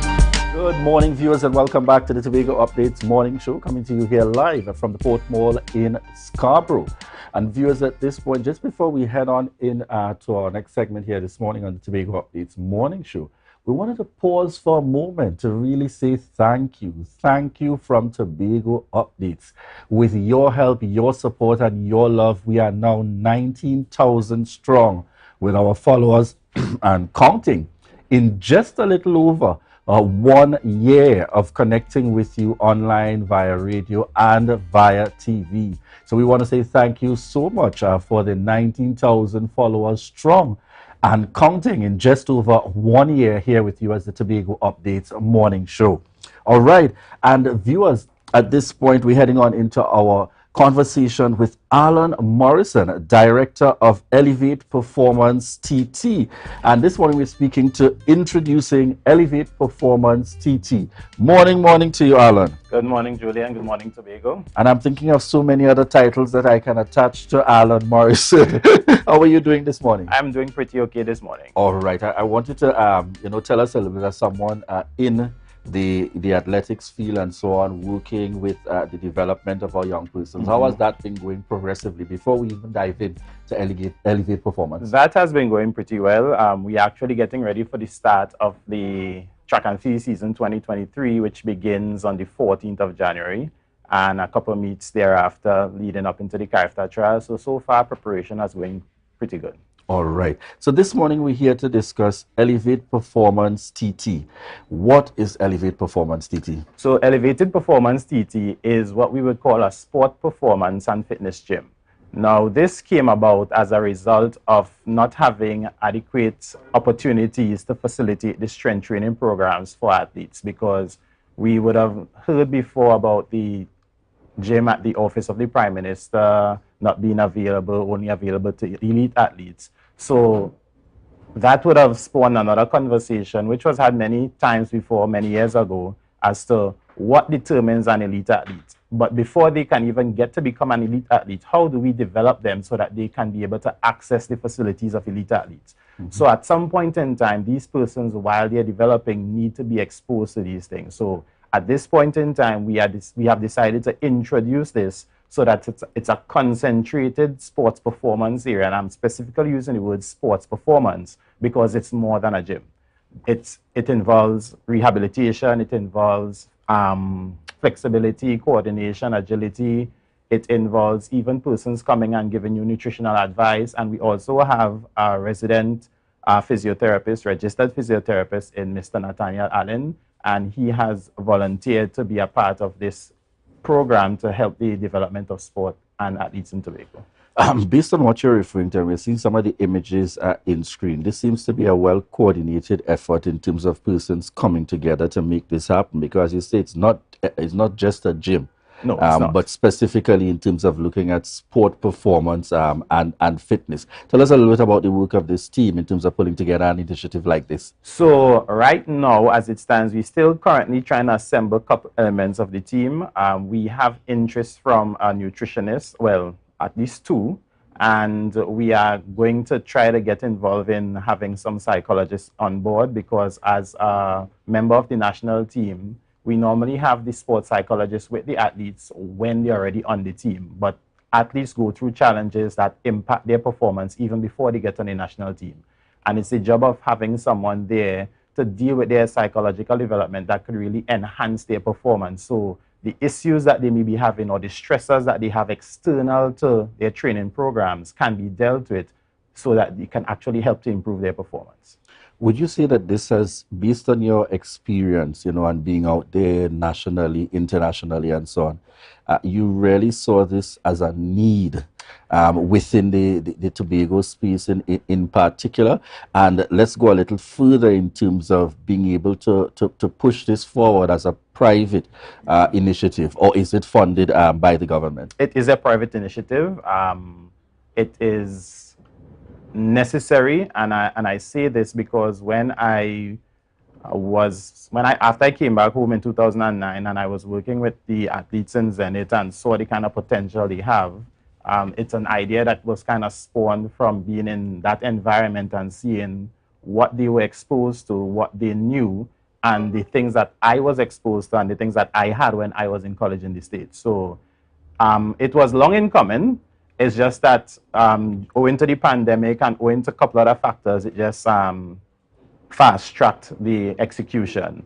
I have been in conversation with Dr. Vern Allen, because I did give her a call to really get her perspective on having something like this in the Tobago space, and she did give me a lot of valuable insight. I also spoke with Lyndon Bacchus, who is the owner of Downtown Fitness, and he would have given me his take as well. So it was a matter of really getting the information available from the individuals who are in the arena to really have this coordinated to a point where it can actually bring some relief to the athletes that are here. Also, when we look at the athletes, when they come home for the Christmas holidays, most times, even though they are considered high-performing elite, when the gyms at the government areas are usually closed because, you need employees here to supervise it, this also provides them an opportunity to really continue their training program, because right now, Akko is looking to get back to the US to do his indoor season. Chi Rochford actually came in last night. Anya is already here. Safia is going to be here. So it's an opportune time for them to really keep their performance where it should be so that they can continue to excel when they go back to college in January. And I think this is so important because in the Tobago space and culture, I don't envy athletes at all. You know, people try to manage their consumptions naturally in this season. Even more so for our top performing athletes that are just here for the Christmas season to enjoy some time. And definitely now having this opportunity to really have that elevated performance and to maintain along the way. Would you say this is meeting one of the broader objectives, which is, you know, we oftentimes speak of the fact that in Trinidad and Tobago and sometimes in the region, we know the success of an athlete or somebody in sport when they have achieved. Correct. But we don't always pay particular attention to the pathway. Would you say that the sports performance and fitness through elevated performance is definitely looking at assisting along that pathway and the journey? Yes, we are. And it's funny enough you say it like that because I would like to mention that I was actually at the Dwight York Stadium last week, Monday, for training, and happened to sit in on the match with Signal Hill and Fatima under 14 boys. We have a lot of talented athletes, we do, but you can see that there are some elements that are needed for them to really go the extra mile. And it's not only for track and field athletes, it's for all sports because you do need strength in order to participate and to compete. And strength training also improves your ability to perform in your sport. While we mention strength training, flexibility is something that a lot of persons don't have. So this space is going to help with the development all around in those facets, in addition to the nutrition and the physiotherapy, rehabilitation, and the sports psychology part of it. However, we have also allowed for the inclusion of members of the general public because it's one thing, as you rightly said, to see the athletes when they have arrived. So we want members of the public to be a part of the process, to actually be around the athletes and see what they go through, because it's very it's a matter of discipline to really listen to persons comment on the performance of our athletes when they do compete, and they may not give us the results we want, but the first thing you have to tell yourself is, do they really understand what they go through? So we are having this space available so members of the public could actually come and participate and be a part of the overall athlete development process by surrounding them and even supporting them while they're on the journey from being in the gym. Very important at that. So I want you to indicate to our viewers where is elevated performance located, where can they find this facility, contact information, how do they reach out? Okay, so the facility is located on the compound of the TLH Plaza. It's above Terrific Ideas and Island Finance, so you have to pass on the back step area. The signs will be there for you to be able to find it easily. We will be officially having our open house, open day tomorrow, beginning at 2:45 p.m. So members of the public could come and see what it's about. We have a couple of athletes who are coming to do their first training session there as well tomorrow at 3. So you could really see what the space provides. The access could be in terms of contact. You could use my number. It's 789-7237.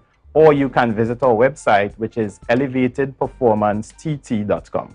So is it that, tell me, I know the focus is specific to persons in the in sport, whether athletes and so on. Will there also be an avenue for persons who are into general fitness, or that's not the target? So we do have a package for general fitness persons because we also want to enhance the overall holistic development of the population in Tobago.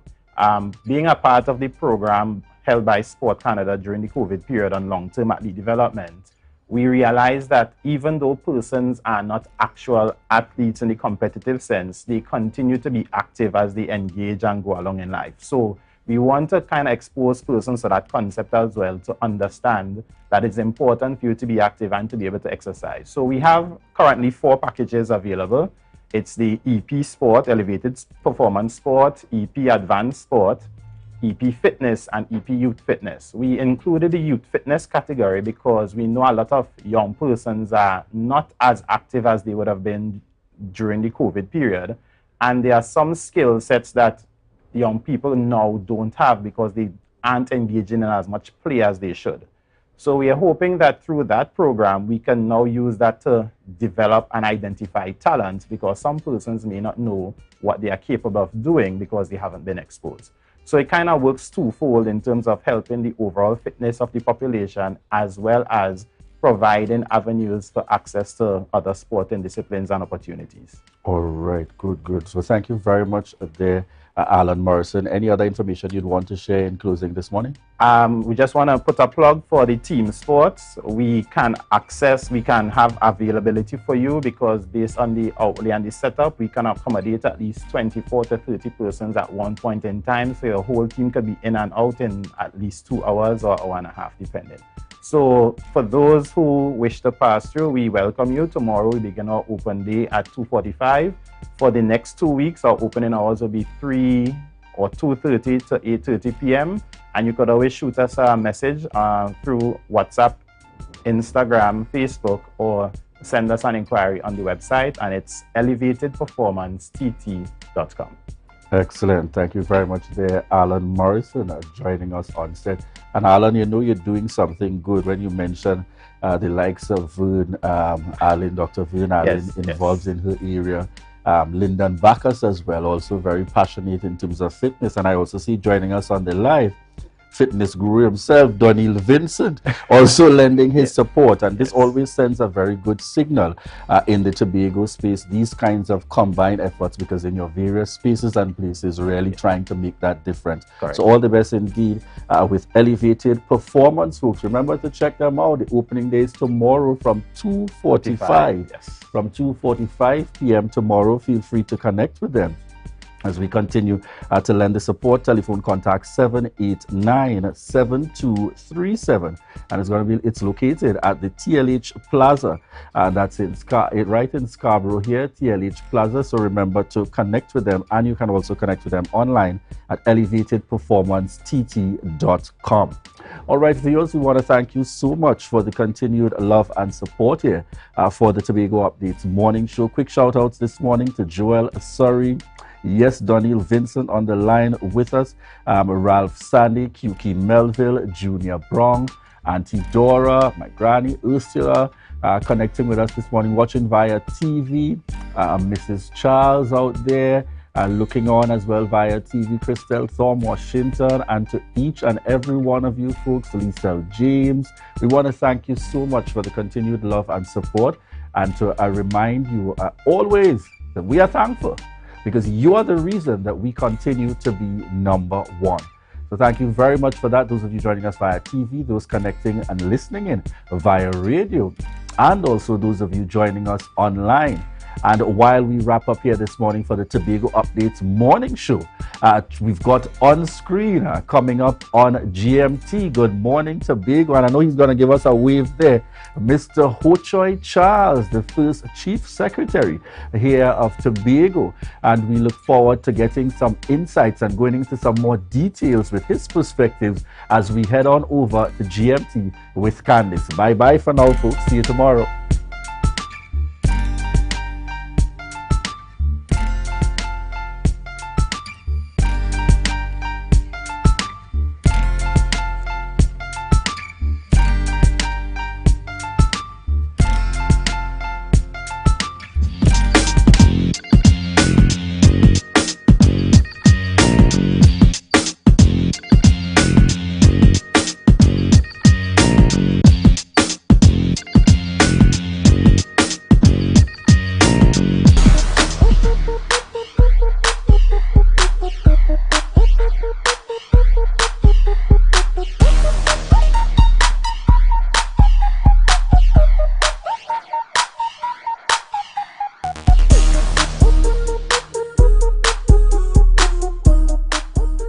It is my first time entering the competition.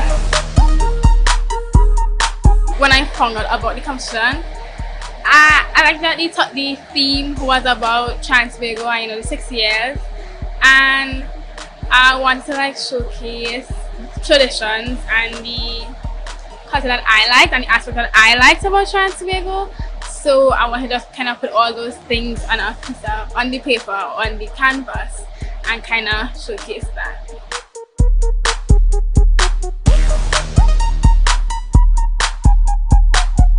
I really want to thank all the schools who participated. I want to thank the principals for allowing your students to participate. I want to especially thank the art teachers because, of course, we depend on you to drive them, to encourage them, to push them. And you, the students, or esteemed artists or upcoming budding professional artists, we want to thank you for your enthusiasm. While there can be only one winner, I want each student to know that your work and your expression is priceless. You know, there's the MasterCard tagline that says, it's priceless, right? So your expression is your expression. And indeed, it is one of a kind, it is unique. Keep the dream alive, don't let it die. It's something deep inside, keeps inspiring you to try. Don't stop and never give up. Don't ever give up on you.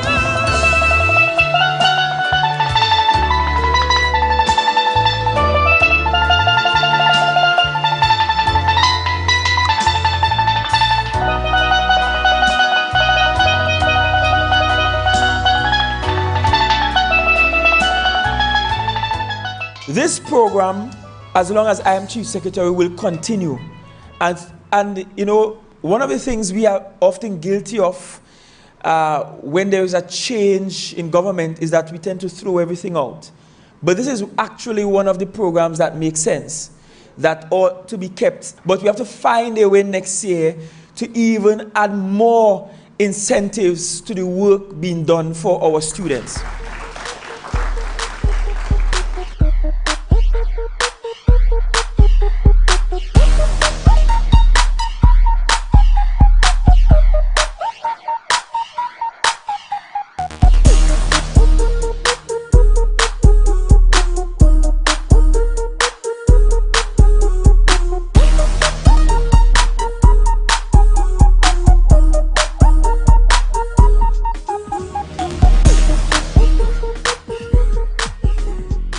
Was a production of the Department of Information, Office of the Chief Secretary, Tobago House of Assembly.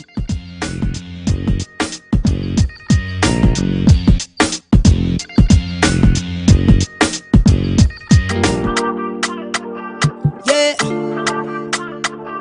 Hey. Tobago updates. Good morning, Tobago. Wake up with Candace and Denasia. Let's go, go. It's a brand new morning. Rise up to a brand new dawning. As the passion start to rise, the energy fill the skies. I say thanks for favor. Welcome to Good Morning Tobago on Tobago Updates, your source for current affairs in Tobago, Trinidad, and the region. With the perfect conversations to complement your morning routine, I am Candace Jackson, and let's get started with the news in 90 seconds. And of course, starting out with a little bit of sport. Signal Hill Secondary School won the Coca-Cola Girls Intercol title over the weekend. The girls on the hill competed against Five Rivers Secondary School and achieved a 3-1 victory. Signal Hill's Alexander Stewart and Twinkle Thomas scored a goal each for their team, while the third goal was an own goal scored by Luann Craig from Five Rivers. Signal Hill started the match strong, scoring their first goal in the 6th minute. Five Rivers tried to catch up, but they were no match for the girls on the hill. And now, Tobago West MP called for fresh elections after Chief Secretary Fali Augustine and 12 members of the THA divorced themselves from the PDP and adopted an independent stance. Kajos said Tobagonians did not vote for independence and accused them of forcing a political ideology on the people. Kajos claimed that over the past year, the Augustine-led administration only proved that they could throw a good fet, but did nothing to push the development of Tobago. She believes the situation is not good, and Augustine has no reason to continue holding on to power. And nationally, Public Utilities Minister Marvin Gonzalez announced that WASA will be using the TSCT's call center to handle requests and queries from the public. The decision was made due to WASA's call center's poor customer service and the failure to meet the standards of the Regulated Industries Commission. The center will be taken over by TSCT next month, resulting in the dismissal of 30 of the authority's CCC representatives. The move is expected to improve the access to truck-borne water supply and the reporting of service disruptions. And that was in news in 90 seconds. And viewers, well, we've had a very eventful week, or last couple of weeks, especially with what's going on in the THA, and we continue to get into some more conversations about that and to delve deeper into that. And there's no one better to get into these conversations with and to really understand what the THA Act says and, how we should think about what's happening in the THA at this point in time than, speaking to Mr. Pochoy Charles. Of course, he is the first Chief Secretary of the Tobago House of Assembly, as well as one of the architects of the Tobago House of Assembly Act of 1996. Good morning and welcome to you, sir. How are you doing? Good morning, Candice. Good morning, Tobago. Good morning, your viewers, listeners, and good morning to all those who are on your program online. And I am always excellent and pacific, peaceful. That's really wonderful to hear. Yeah. Now, as I stated, you were one of those architects of the Tobago House of Assembly Act of 1996, Act 40 of 1996.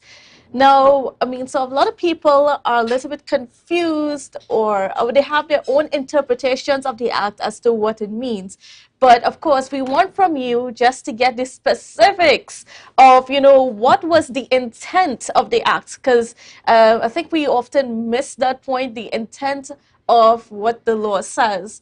So, take us back to when it was being constructed and as to, why a decision was taken to have the construct of it a little bit differently from the House of Representatives, to where, it seems as though party is not recognized in the House, in India's House of Assembly. Kindness, thanks. And anytime I come on your program or any of these programs, it's about educating the population. It's not about anything else. It's not about promoting anyone or anything, but to educate the population.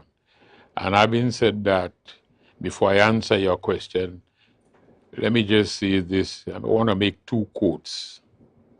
One is from Martin Luther King, and he says this: not all readers would be leaders, but all leaders must be readers.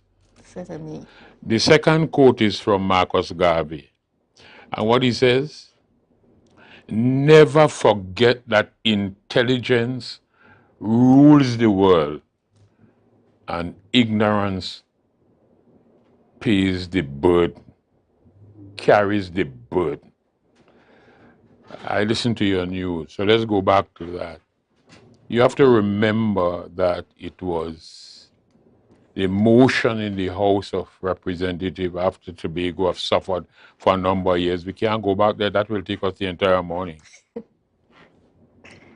That the people of Tobago, because of the suffering of the island, we were isolated from the world, We built a Deepwater Urban International Airport to allow Tobago to have access to the world. And we were treated like dirt. And I mean that. We can give you details of that. As a result, Tobago have been clamoring to move out of that relationship.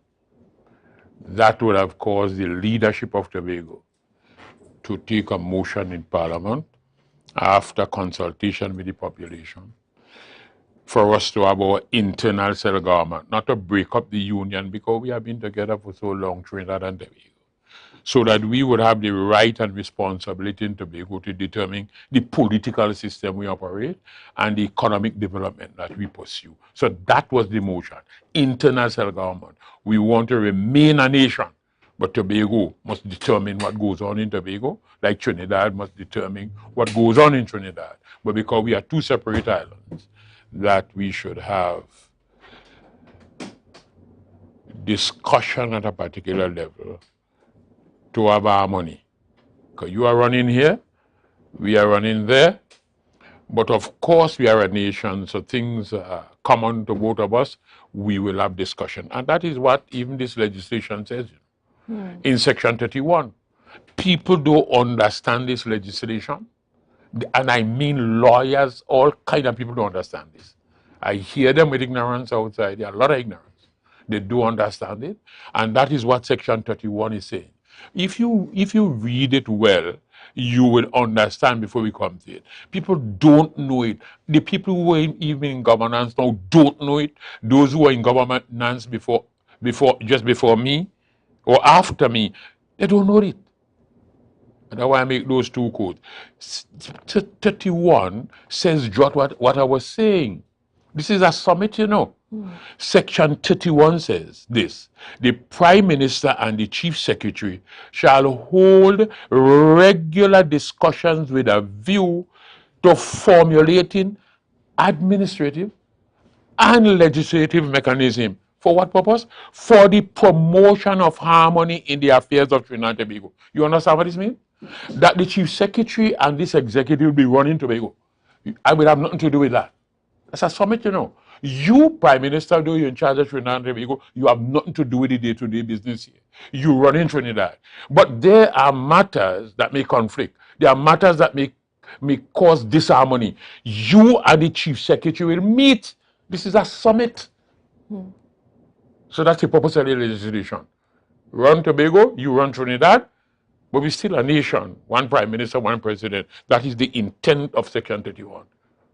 Not only administrative arrangement, we say legislative. We may have to go there because we want harmony between the two islands. So that's the basis of this thing. We are not there yet. The first Tobago House of Assembly Act that was passed after the motion was approved by the Parliament, was Act number 37 of 1980. You remember that was a whole country system. We don't want to go into that detail. That was a whole week. But I mean, And then the second one, we went back in 96, and it was improved and give us Act number 40 of 1996. And that is the one, that is the tool that we are operating in Tobago today. No, Not yet. We have to go back to finalize it. Yes. The lawmaking and the executive power without Trinidad interference. Now, as it relates to, you know, how it operates in the House, of course, the law basically says the Chief Secretary is elected from the members, from the assemblyman, whoever commands the most majority. Very nice. I want you to just expand on that, give us just the reasoning and that's a key. Yes. That's a crucial matter. Very good question, Candice. And that is the crucial issue. And I'm not going to read it, but I am asking you and all Tobagonians to go and get a copy. It's available to the public of House Paper number 1 of 2001. It's available to the public. And that House Paper number 1 of 2001 was the address delivered by Mr. Robinson, who was the chief architect of all that we're going through of the T3 Act. And he was president when he came to inaugurate the House after he demitted office. So I became on that occasion, it's so important to know this, Candice. I became minority leader on that day because we lost the election, and Mr. London became the chief secretary. So there was a change of administration. And Mr. Robinson was president, and he delivered that address. Let me just say something in it, just this one little piece. We don't understand what we have here. People, and I'm going to read the section about the election and so on, of the chief secretary and how the House is supposed to function. Listen to something that he says. We are trying to run something here we don't have, you know. You in the public running something here that you don't have, based on the questions I'm hearing in the public. All the pronouns, we ignorant like that. Listen to what he says. The House of Assembly is in a sense, I just go in the center, you must get it, read the context, is in a sense a unique institution in this part of the world. While you sit on different sides, you notice the shape of the chamber. You don't have one side and another side in opposition. You do have a semicircle, a curvature in the chamber, and the curvature represents an area where you can continually meet psychologically, if not physically, psychologically, where you have a meeting of minds. In this meeting of minds, you collectively represent the aims and the aspirations and the interests of the people of Tobago, whom you and nobody else represent. Just one other sentence. You go and read the whole thing. The assembly also is configured in terms of its membership differently from other bodies which are representative of people elsewhere. There's nothing like this.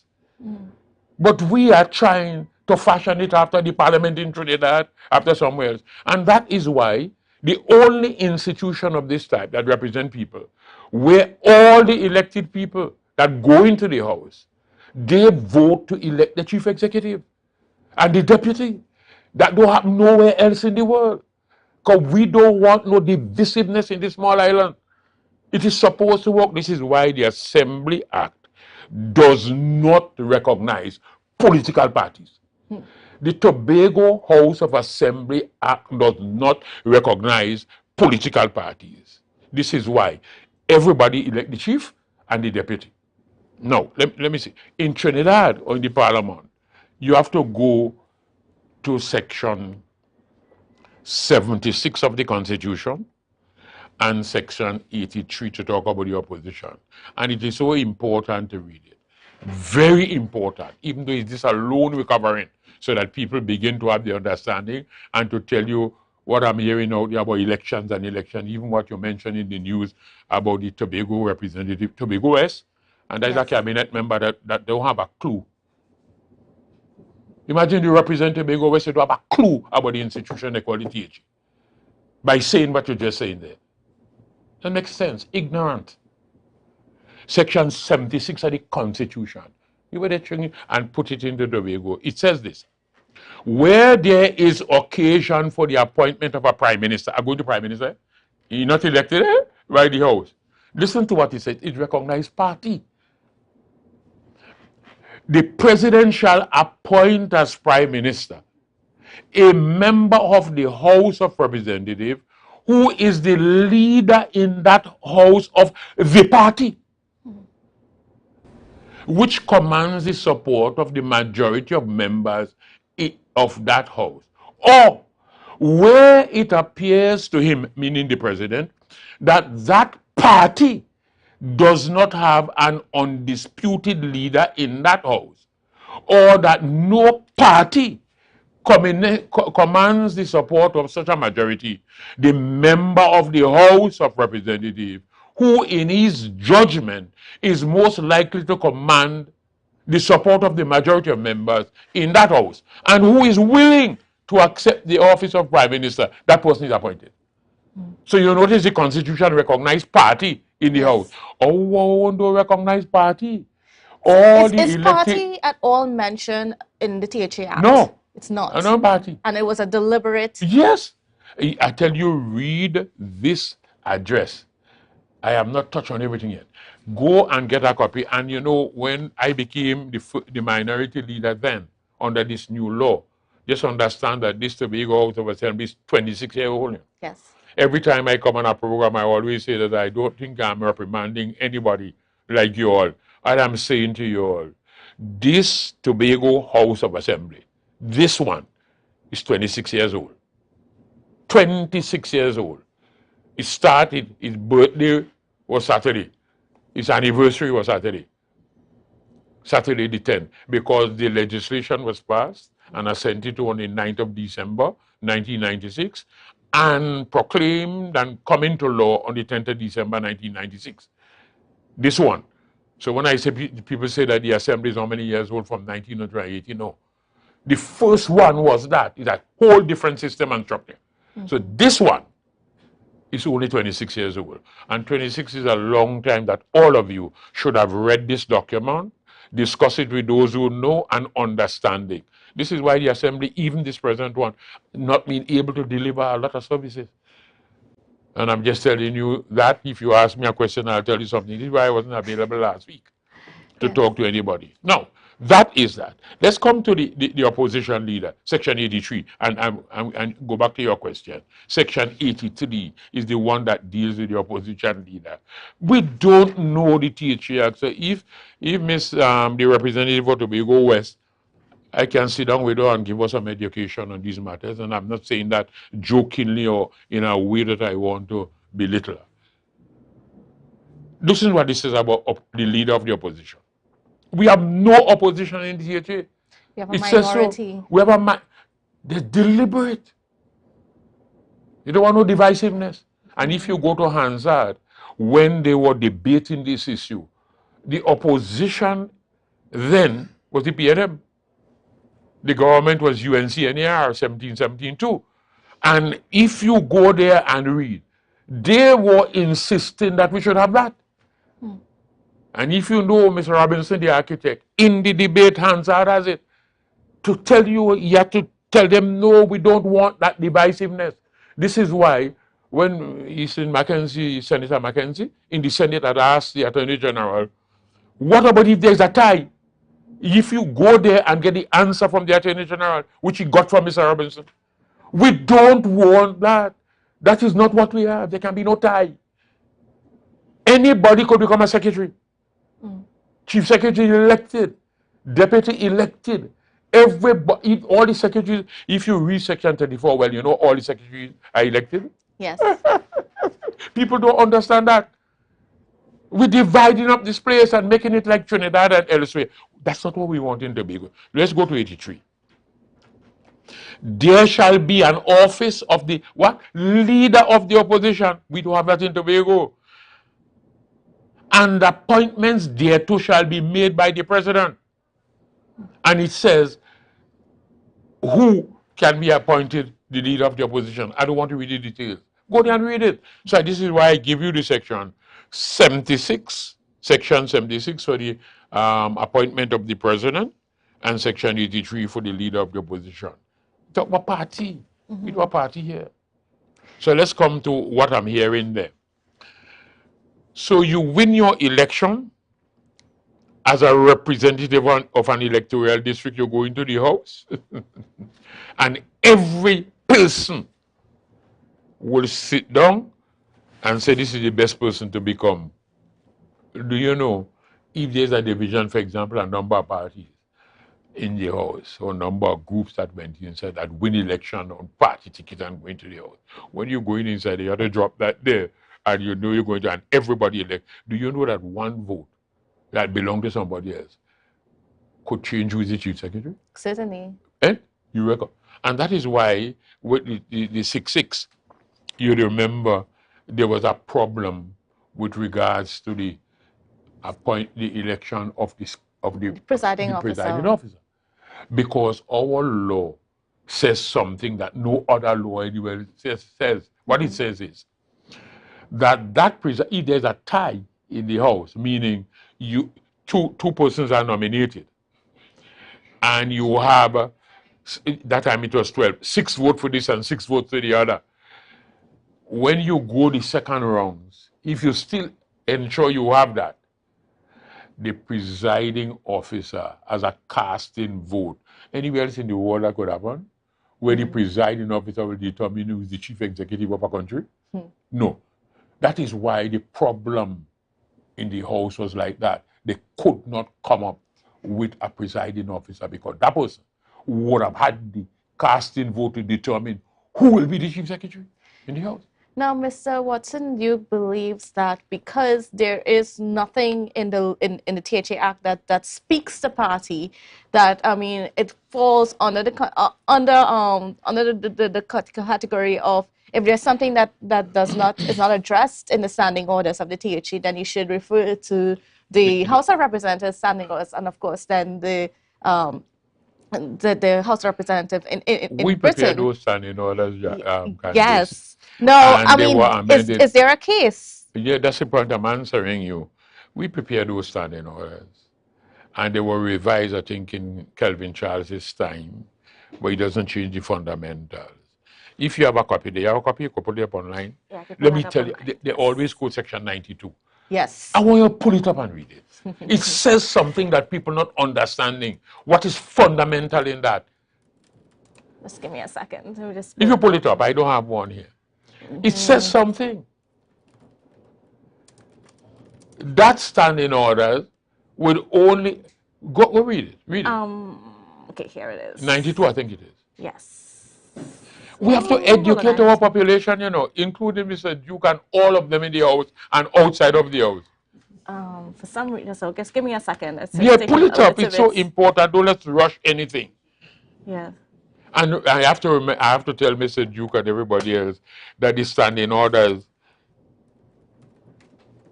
do not trump the law. The law is supreme. The standing orders come out of the law. And I want you to talk about that one a little bit, you know, about, yes, about what, I mean, just expand on that, on that point. Yeah. You haven't picked it up yet? No, I really okay, want to make sure that you pull it up so that we could be able to quote it. It says something crucial, you know. For some reason, it's not coming up. Standing orders. Candice, it is saying something. It is to be applied insofar as it applies to the condition, the THA, it doesn't apply to it.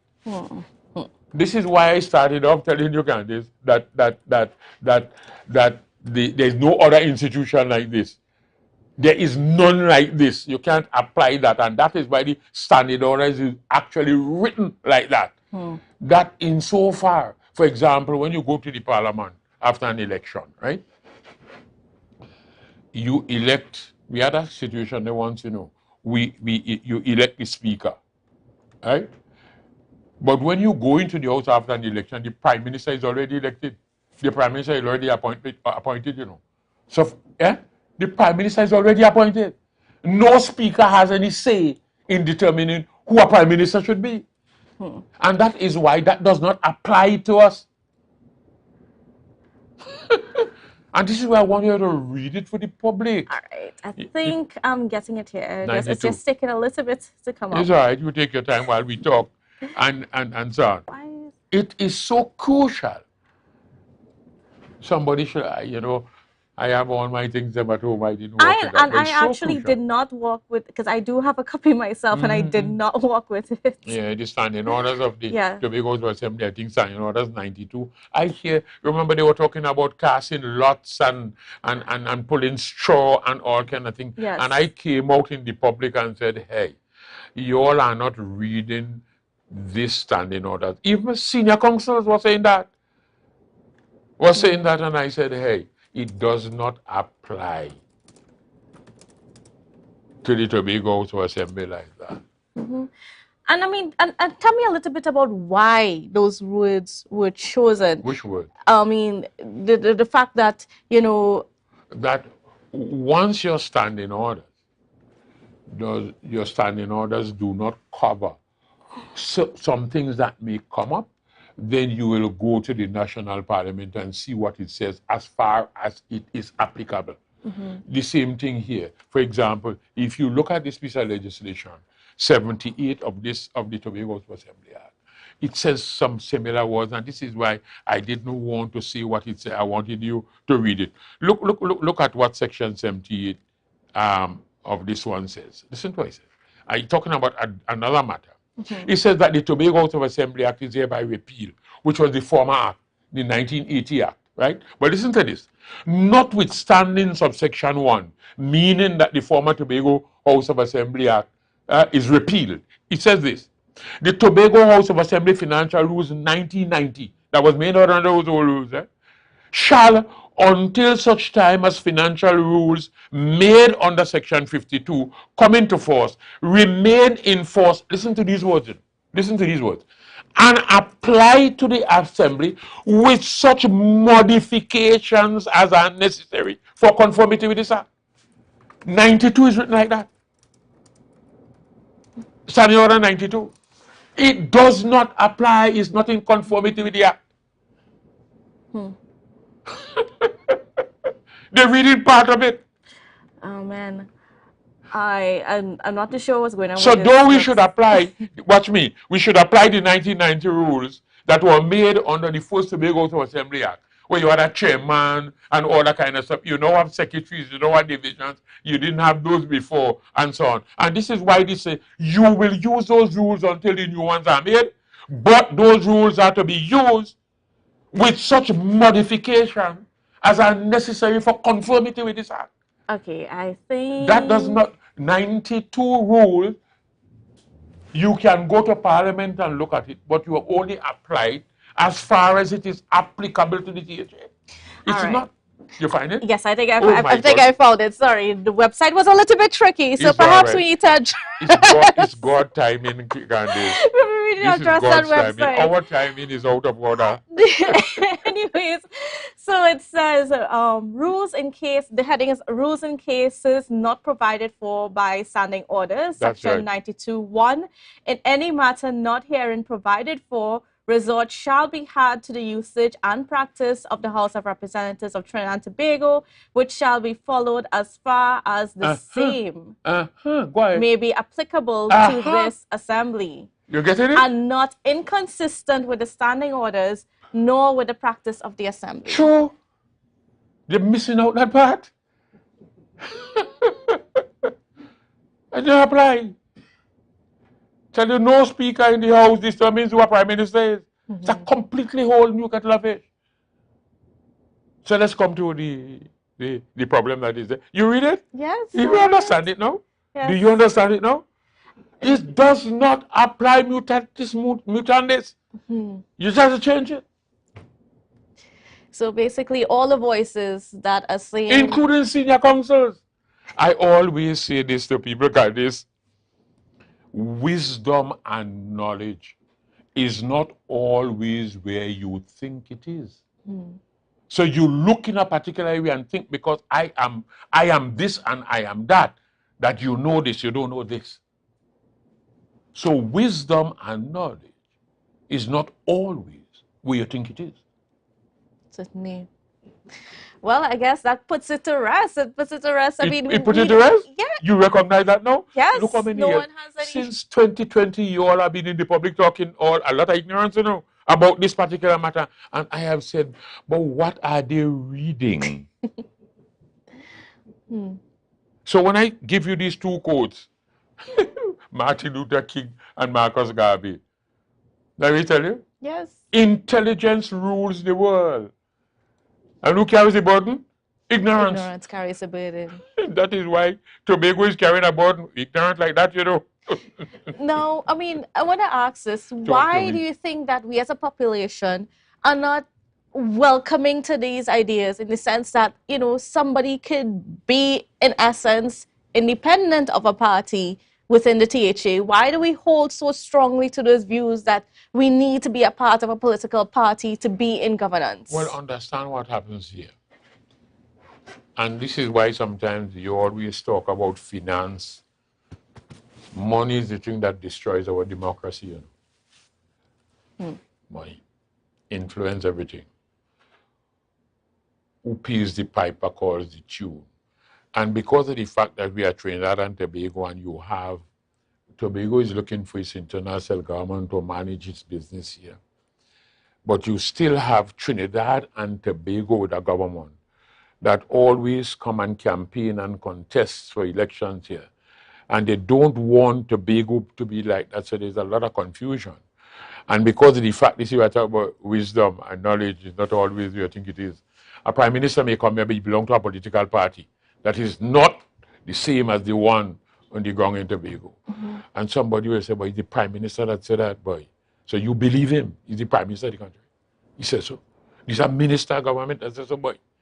But you have to make sure that every time they tell you something, you've got to check it to make sure that is the truth and that there is an authority to back it up. So when I come on your program, you notice what I work with? Yes. I work with the Constitution and the law So when I finish speak, anybody can go and check what I say so that you can know. Not what I dreamed last night or I imagine. Somebody have a bad dream last night and they come and they're talking as though this is truth. This is authority. And you ask them, could you provide me with the evidence of what you're saying? They can't tell you, no. They dreamed something last night. A bad dream. Some members of the public are even saying that, you know, we didn't vote independent candidates. We voted people vote under a political banner, and now that they left that political banner, there should be a cause for election. Let's go there a little bit into. You know that the vehicle, but I think that, you know, we have to consider that people sometimes vote for candidates. Do you go up on a party ticket? True. People still vote for an individual, right? True, they do. So one has to be very careful. This is why years people have been talking about the question of recall. It's not easy to do that. Recalling your candidate, it's not easy to do that. You know, it can be a conspiracy. That requires a whole week of conversation also. But let's come to that issue of a party. Everyone knows, as I put about money, that a political party is a vehicle or the real common vehicle that all of us use to be able to go out there to campaign, to win an election, to get finance and so on, and to contest an election.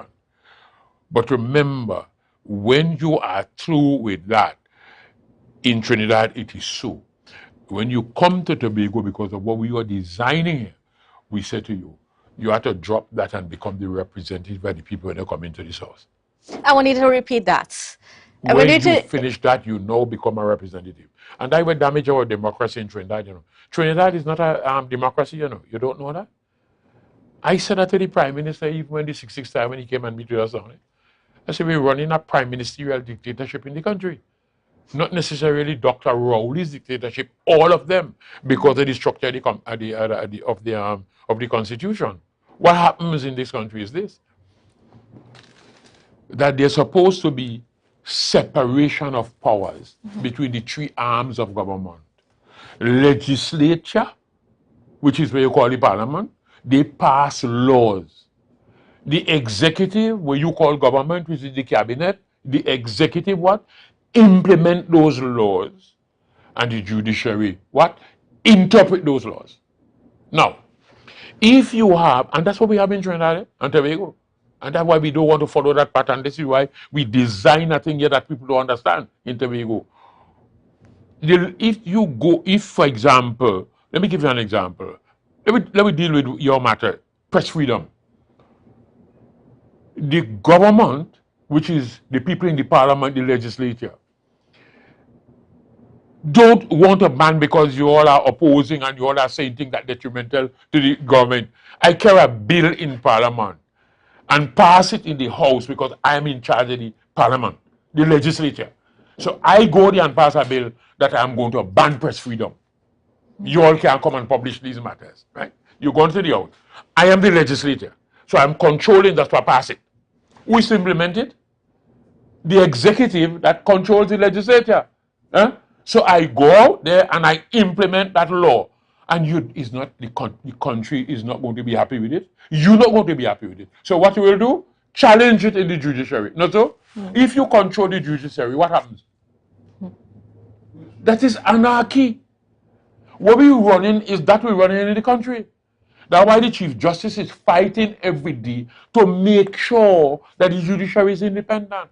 Even the parliament right now is, in fact, a couple of years ago, I'll be preparing things to make sure that the legislature is independent of the executive.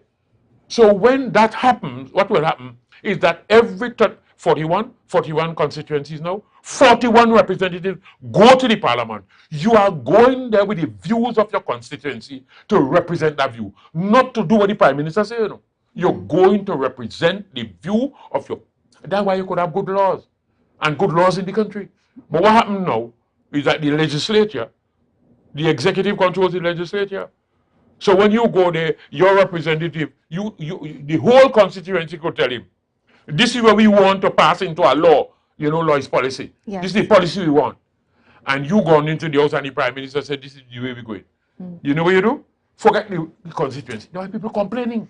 Now, then how do we deal with that loyalty to party as opposed to being a true representative of the people? You lie to the people when you were campaigning that I want to be your representative. Remember that nobody has any power. The power belongs to the people.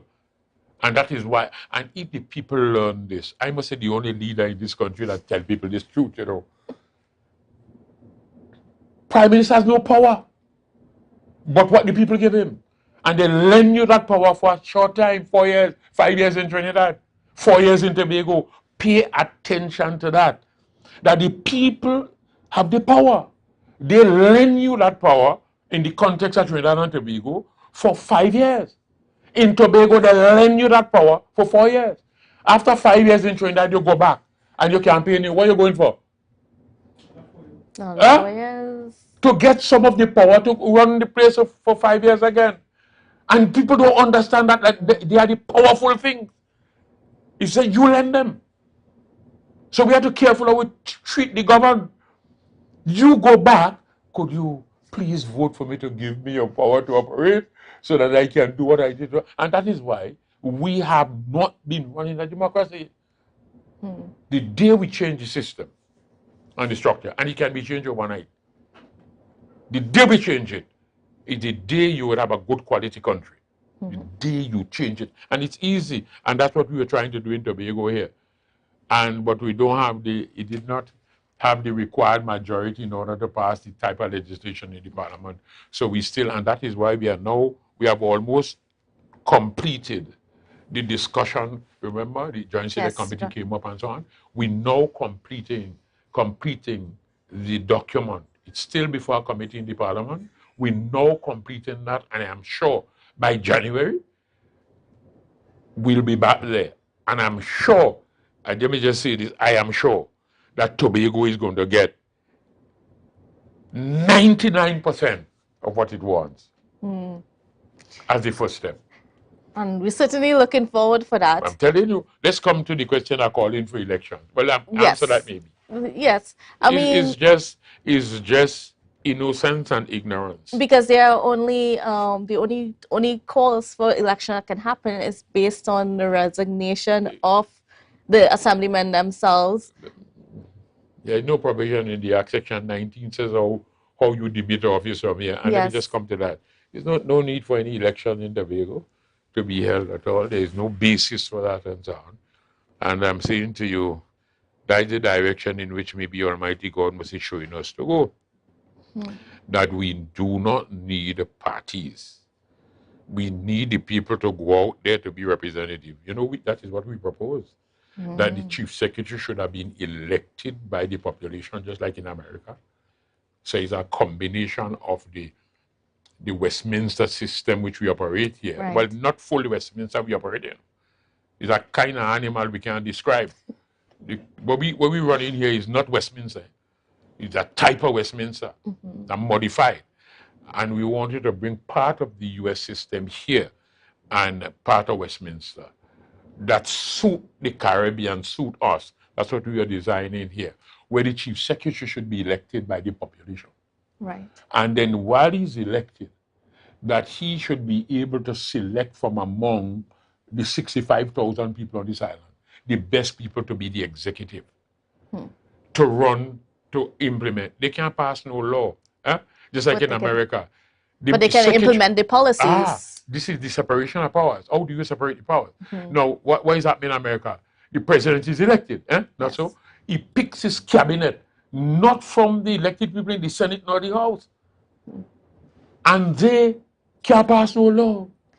The Congress passed the law. So you implement, you have to carry out. So in Tobago, you have 15. With 15 people, with the chief who is elected, they will pass the laws. And we will the secretaries will carry it out. And you are come to the House, and they could fire you. Just like they could impeach the president. Although he's elected. We don't have a democracy here. And we boast in that we have a democracy. We don't. The only part of the democracy that we have here is to go and vote every 5 years. No, I mean, nothing else. Looking at the situation right now, because, I mean, we have 13 people, 13 assemblymen that are basically independent now. There's one person for the PDP and one person for the PNM. And of course, I'm just speaking about the assemblymen. Yes. Would you say that we are closer to now reflecting the intent of that law that was written of the Assembly Act to basically just have assemblymen in the House? Yeah, but you need the structure to go with it, because you know, if you look at Section 8A, and I'll answer you there, Section 8E that deals with the question of minority, and I come to that. Immediately after administering the oaths of office to the Chief Secretary and Deputy Chief Secretary under Section 8, the President shall appoint, I want you to hear this now, I hear in party, the President shall appoint as minority leader, hear this word, the assemblyman who, in his opinion, commands the support of the largest number of assemblymen who do not support the Chief Secretary, none about party. Nothing about party. The Constitution talk about party for the House of Representatives and creating all this trouble we have while one trying to overthrow the other, and we're not having any good laws in the country, crime taking over the place because of that nonsense, you know. I'm not going in there to support you because I think that you are going to get favor and be able to win back another election, and sons are fighting you down. That is mess. The Parliament is not a place for us to look for direction. Now, in terms of the assembly itself, Okay, so assembly, we say assemblymen. right, The yes, support of what? the assemblymen. Yes. Your So party? we have 12 assemblymen supporting the current Chief Secretary, Right. which is Mr. Fali Augusta. Go on. And Let me see we that. have, well, we And have, you have two individuals. we have 2 individuals. But we had that before, you know. Right. I mean, You didn't know that? would this change anything where the minority is concerned? It can't change anything. It can't change. So Because- what happened last year stands? Wait. Except somebody challenge something, but it would not even, it wouldn't find the time of day. Okay. Because it doesn't make any sense. The elections were held. There was one person in that house who did not support the what? The Chief Secretary. Right. He was what? Appointed. When? Since the 6th of December gone. So if somebody goes over there now, what is the evidence that you have other assemblymen who support you? None. So that's the matter doesn't arise. Except in somebody's mind. All right, Mr. I was Charles. reading something this morning. I don't like to even say it, you know, it's not easy. Non compos mentis. All I am seeing in Latin, non compos mentis. You know what it means? Not of song mind. People not of song mind, you know, we have to examine that carefully. Non compos mentis. All right, Mr. Charles. Talk to me. You go ahead, Candice. I am here with you. Yes, you are, Mr. Charles. And like I said earlier, I'm just so happy that you can still be with us to give us that wisdom and that perspective that a lot of people are not able to. Yes. Could I share this with you? Sure, go ahead.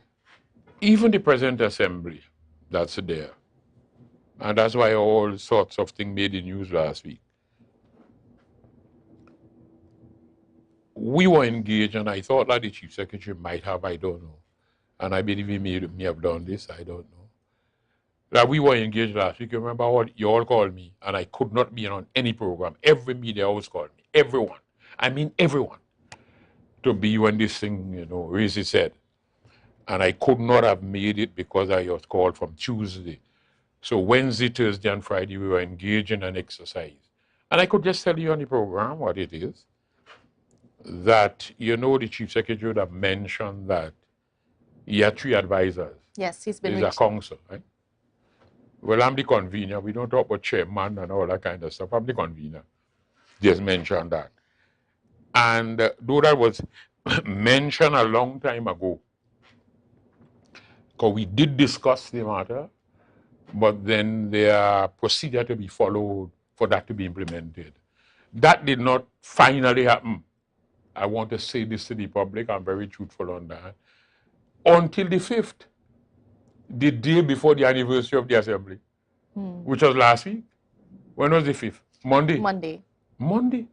And that's when everything broke. That I'm saying it's Monday that the advisory council actually received what it ought to receive to start a function. So when people assume that we may have been there advising on a lot of stuff that's happening, some of them not good, and I'm saying that without any details, we have not been there. And immediately that was done, the Wednesday exercise, we met with all the assemblymen, including the chief, a whole day on Wednesday. All the secretaries, not the assemblymen, let me say that all the executive council plus the other members of the executive, for a whole day, going through revising the system and structure under which they operate. Pathetic. And it's not them, because that has been going on for the last 20-something years. That's why they can't deliver the services that should be delivered. I'm serious about that. Very serious about that. On a Thursday, very interesting session. And if you talk to them, they will express their own views on that. On Thursday, we met with all the administrators with a similar exercise, whole day. And on Friday, both the executive, all the secretaries and assistant secretaries, and the administrators were brought together so that we can have understanding and cohesion. It was planned like that. So this is why you couldn't, a whole day, I couldn't talk to media at all. I say that to say, you are going to see some changes, I believe, because the structure for delivery of the functions of the assembly under section 25 and the 5th schedule have not been in place for 20-something years. And it is not yet in place up to now. So we will see something happening, I hope. So you have good hope for 2023? I am sure. And a lot of people were expecting, because I'm hearing that up to this morning, that 1 year would have gone. And because of where I am, and I've been able to go in, although the thing was mentioned, as I said, but it was only crystallized and so on the 5th. I could understand what's happening. The chief secretary has to function from home and in Shaw Park. Because his new office, I understand some of the things now, because I myself, almost lose the resource. I say that openly. The chief secretary almost lose the resource that he calls his advisor. Because you see, what's happening here? This thing should happen. This thing is to happen. And I now recognize some of the constraints. And I say this, that the chief secretary was functioning from Victor Bruce. Victor Bruce is not properly in operation. The air conditioning unit don't not near functioning. The roof is leaking. There are a lot of problems with that building. I'm just telling you, they can't have no parts when they go out. Yes. The air conditioning, which is a central system that they have there, that central system, they can have no part because the thing is obsolete. The equipment become obsolete, so they can't find no part. So it's a whole thing they have to redo. So the chief secretary can't function there. We used to function before. 2, the office that was done in Calder Hall, which is the chief secretary office in Calder Hall, not yet given over because they still have work to be done. Deck is doing some, the Unicot or whatever it is doing some things there. So the chief secretary had to function out of a conference room somewhere about in Shaw Park. I mean, you have to understand the constraint because he almost loses steering. Going the way of others because only God give us patience. I'm saying that, and I say that for you. See one hearing this morning, because I mentioned it, I said, Chief, you almost lose us steering. This resource, that was available to you since December 6th, and it could have been made. And that's when I said to you today, so I understand the constraint. Second one is, the plans that have been read in the House in June for the budget, you have to understand that. All of these things we plan to do, people are expecting that they would have been done. But then they understand that the budget has just been passed. what they were coming on is just the balance, the residue of what the whole administration left. So the plans that they read is to be implemented in fiscal 2023, which begins in October, the first tranche now. So they need to do something. There are other things that which could be done. For example, things, and I had to chat with the chief and so on them, things like the contractors that's happening to be. We need to sit down and discuss a lot of issues. So I can't say more because I am now on board to help them. And you, depend upon me to tell you the truth anytime you ask me. And we'll certainly be calling. I want to say this. I may very well not say some things, but anytime I speak, expect to hear the truth. Because it is said, you know, that the wise speak because he has something to say. Yes. The other wise speak because he had to say something, whether he has something to say or not. And Mr. Charles, we certainly lived that because I do remember back for the 2017 THA elections, it was Mr. Charles that almost stopped that election. Pardon me? Remember the 2017 THA elections? That's where, yeah, true. Yes. I said to the country, he's the president that made the error, you know. Yes. He's a lawyer, you know. And listen to me, and all I said, and I always tell people, I am nothing but dust without God, you know. If God takes his spirit out of you, you become dust. So we're not anything but dust without God. 2017, they would have gone and announced election, but it's just 2 weeks away. Yes. And the Lord is saying to me, this thing is illegal. Huh? You remember? Yes, illegal. we almost did not have an election. No, two words he used, you know. Illegal and a mockery. Mm-hmm. And I called White and said, you have equipment there because we were not in the elections at all. Go and speak to the people. And I went out there.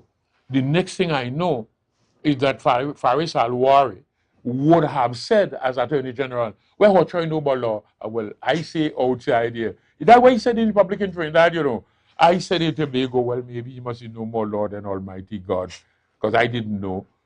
The next thing I know, when the matter went, EBC communicated, the senior counsel prepared the thing and said the president was Thomas, what is the name? Aquinas, Carmona, yes. When he saw this thing and read it, he said, this thing is illegal and true. The commission went up and with two senior counsel and told him. He called Faris and sent the documentation to Faris. The PNM was in Mason Hall with a final meeting with the Prime Minister. Prime Minister is the one who called Faris from Trinidad and said, come to Mason Hall. You know, it's the helicopter, I believe, bring him up. You know. He went up to Mason Hall and he said, make the announcement that Parliament has to sit tomorrow, Friday, and Saturday. You know, it has not been corrected. Eh? You can't validate the breach of a law. So it has not been corrected yet. But that was done to allow the election to be held. Mm-hmm. That same blunder was made by the second president here too, you know. The one in office today. With Dennis is swearing in. Yes. That was done.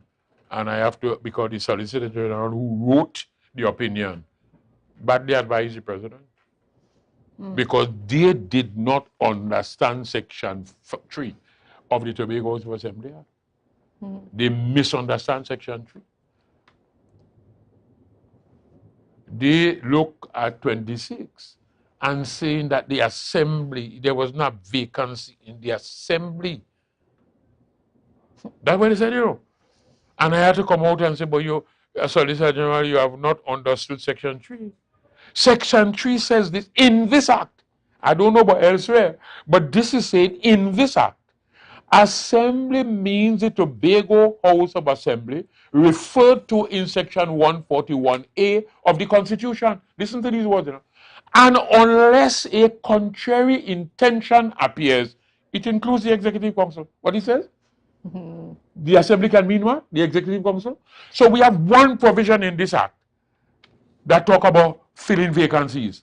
Whether it's in the Assembly as legislature, miniature though it may be, or Assembly as Executive Council. And here's one procedure. Right. So the presiding officer was quite correct when she did. Let me just say this to you. And everybody else finally. It's very important to say.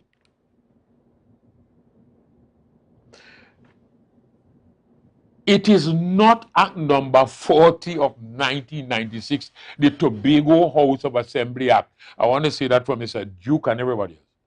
That creates the assembly. Because I hear this talking constitution. It is not the Tobago House of Assembly Act 1996. So you think that the constitution is the supreme law and this is a subsidiary piece of legislation. It is not the House of Assembly Act that creates the assembly. This thing here was well done, 141. 141, 141, 141. The Constitution creates the assembly. You see there? This is the Constitution of Trinidad and Tobago. Yes. What it says? 141A. There shall be an assembly for Tobago to be called the Tobago House of Assembly in this chapter referred to as the assembly. Subsection 2. The assembly shall consist of a presiding officer and such other members qualified and appointed in such manner and holding office upon such terms and conditions as may be prescribed. The prescription is in the THA Act. But the creation is what? The Constitution. So the assembly is a creature of the Constitution. Listen to this. 141B. Subject to this Constitution, the assembly shall have such powers and functions in relation to Tobago as may be prescribed. So the Constitution gives you the powers, but it's detailed in the THA Act. Yes. We don't understand, We think this is a joke document. Listen, 141C. There shall be, the executive council created by the Constitution, there shall be an executive council of the assembly consisting of a chief secretary. The chief secretary is what? A constitutional provision. And such number of secretaries as may be prescribed to be appointed in such manner as may be prescribed. Section 34 and 33 in the THA Act. You go there for the prescription, but these are constitution. And finally, the functions of the chief secretary and, one more. And other secretaries shall be prescribed. The prescription is there. They didn't create it. And the last one, important for you. There is established a fund to be called the Tobago House of Assembly Fund, which shall consist of, is a creature of the Constitution, such monies as may be appropriated by Parliament for the use of the Assembly, and B, such other monies as the Assembly may lawfully collect. So this is a creature of the Constitution. So you go to the Act to see how is that to be done. That's what we're doing here now. Is the Constitution we operating by operating this? People don't know that. The Constitution says so. I say, I say, what do you think the THA is? A constitutional provision inside there. People say, oh my God, up to last week. Oh God, oh. Me say it's a constitutional provision. You're not subordinate. Well, Mr. Charles, I guess we are delighted to hear that you are part of that advisory committee that has been actioned in the past week. So hopefully going forward, we can see some things happening. There was a lot of complaints that, the past year, this administration did not deliver as much. That's quite true. Yeah. Because there is, even leadership, everything functions within a structure. Yes. Outside of the structure, you can't deliver, you can't function. Even God who created this world, the place was in darkness, you would know that very well. Yes. God created the heavens and the earth. And before he created man, he created a structure. And then tell man, even the gardener, he created a structure. And then tell man, you can function. He didn't leave him in a womb.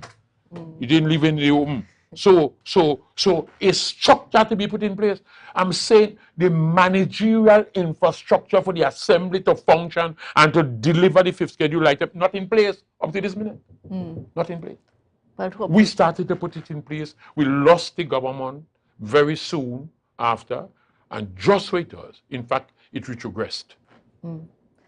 But now, so we hope that is going to be. Now is good. The structure because I coming think into that being. Coming out of the little seminar, consultation, discussion last week, 3 days, I think that there's a better appreciation and understanding of the laws, of what is required to be done, and so on. And certain things that I can't mention now that may happen tomorrow, and so on. Things are beginning to happen, but sometimes it's very difficult. And I'm saying to the secretaries and everybody, please set up your system so that you may not be there always to be answering personally your phone, but make sure a system is put in place so that the public's call can be responded to. You don't have to answer yourself, but you're going to return those calls. Record is kept. People can have access to you. Understand that. It's not difficult at all to do that. I was secretary, because I only have 5 secretaries by law, you know. The assembly, first assembly in my time. Yes. I did the chief, the deputy, and not more than 5. You know, and not more than 5 secretaries. In 2006, it was changed to 7 and 2. Chief, deputy, and 7 secretaries. So my portfolio was large. Chief secretary, secretary for public administration, finance, works, public utilities, public administration. And I'm saying to you, you never had this problem of communication, because I put a system and a structure in place to make sure you can respond to people. Words of advice, and I hope they are listening, and I hope Very crucial. And I hope that, yes, they can act on it. And again, Mr. Charles, oh my gosh, we just want to thank you so much for being here with us, for giving us that in-depth perspective. Snippet. That snippet, he says. I don't know if that was a snippet. That was quite a lot. But, I mean, helping us have a better understanding of what the act says in relation to this whole issue. Can you want me just wrap with this? Sure. Because of, in Tobago, you're hearing, we want an election. Call an election now. Who is calling for it? The opposition in Tobago. I'm not talking about the House. And others. Is it in the interest of the people of Tobago? It's personal. It's about self. It's about because ego. they see something has happened. And I'm looking to see, I have an opportunity that I can go in and take over. Not to fix the people's business. In Trinidad, we are calling. They see crime taking over and everything is taking over. And they see an opportunity that I can now take over the governance. We're calling for election. Could you tell me if you have a solution to the problem in Trinidad? It's all about self-interest. We must focus on the people's interest. All right. That's a perfect note to end this morning's program. Again, I want to thank former Chief Secretary, the first Chief Secretary yes, he emphasizes that a lot. The first Chief Secretary of the Tobago House of Assembly. And you must say Tobago. Yes. First Chief Secretary of Tobago. Don't let Trinidad give you a narrative that you use about the Chief Secretary of the Assembly. Prime Minister of the Parliament of Trinidad and Tobago, Prime Minister of Trinidad. He's the Chief Secretary of Tobago. Then we use in Tobago, when they go, we could use their own language down there. But let us say Chief Secretary of Tobago. All right. I love you, Candice. We certainly do love you, Mr. Charles, and we certainly appreciate the fact that you are still with us and you can give us that bit of wisdom every time that we call on you. All right, viewers, thank you for staying with us. It was a wonderful program. And thank you for your love and your support. I know a little bit later this morning at 10 a.m., actually in just about a half hour, we are going to be hearing from the PDP, or what's left of the PDP. You know, when we mentioned it earlier, Mr. Charles was like, what PDP? Mr. Charles, I'm putting you on this spot there a little bit. But yeah, so there's going to be a press conference in a little bit. So you want to stay tuned to Tobago Updates. We'll be bringing you live coverage of that. And yes, so that's how we wrap this morning's program. Viewers, have a wonderful, safe, and productive day, and we'll see you again tomorrow at 7 a.m. Yeah. Hey. Tobago Updates.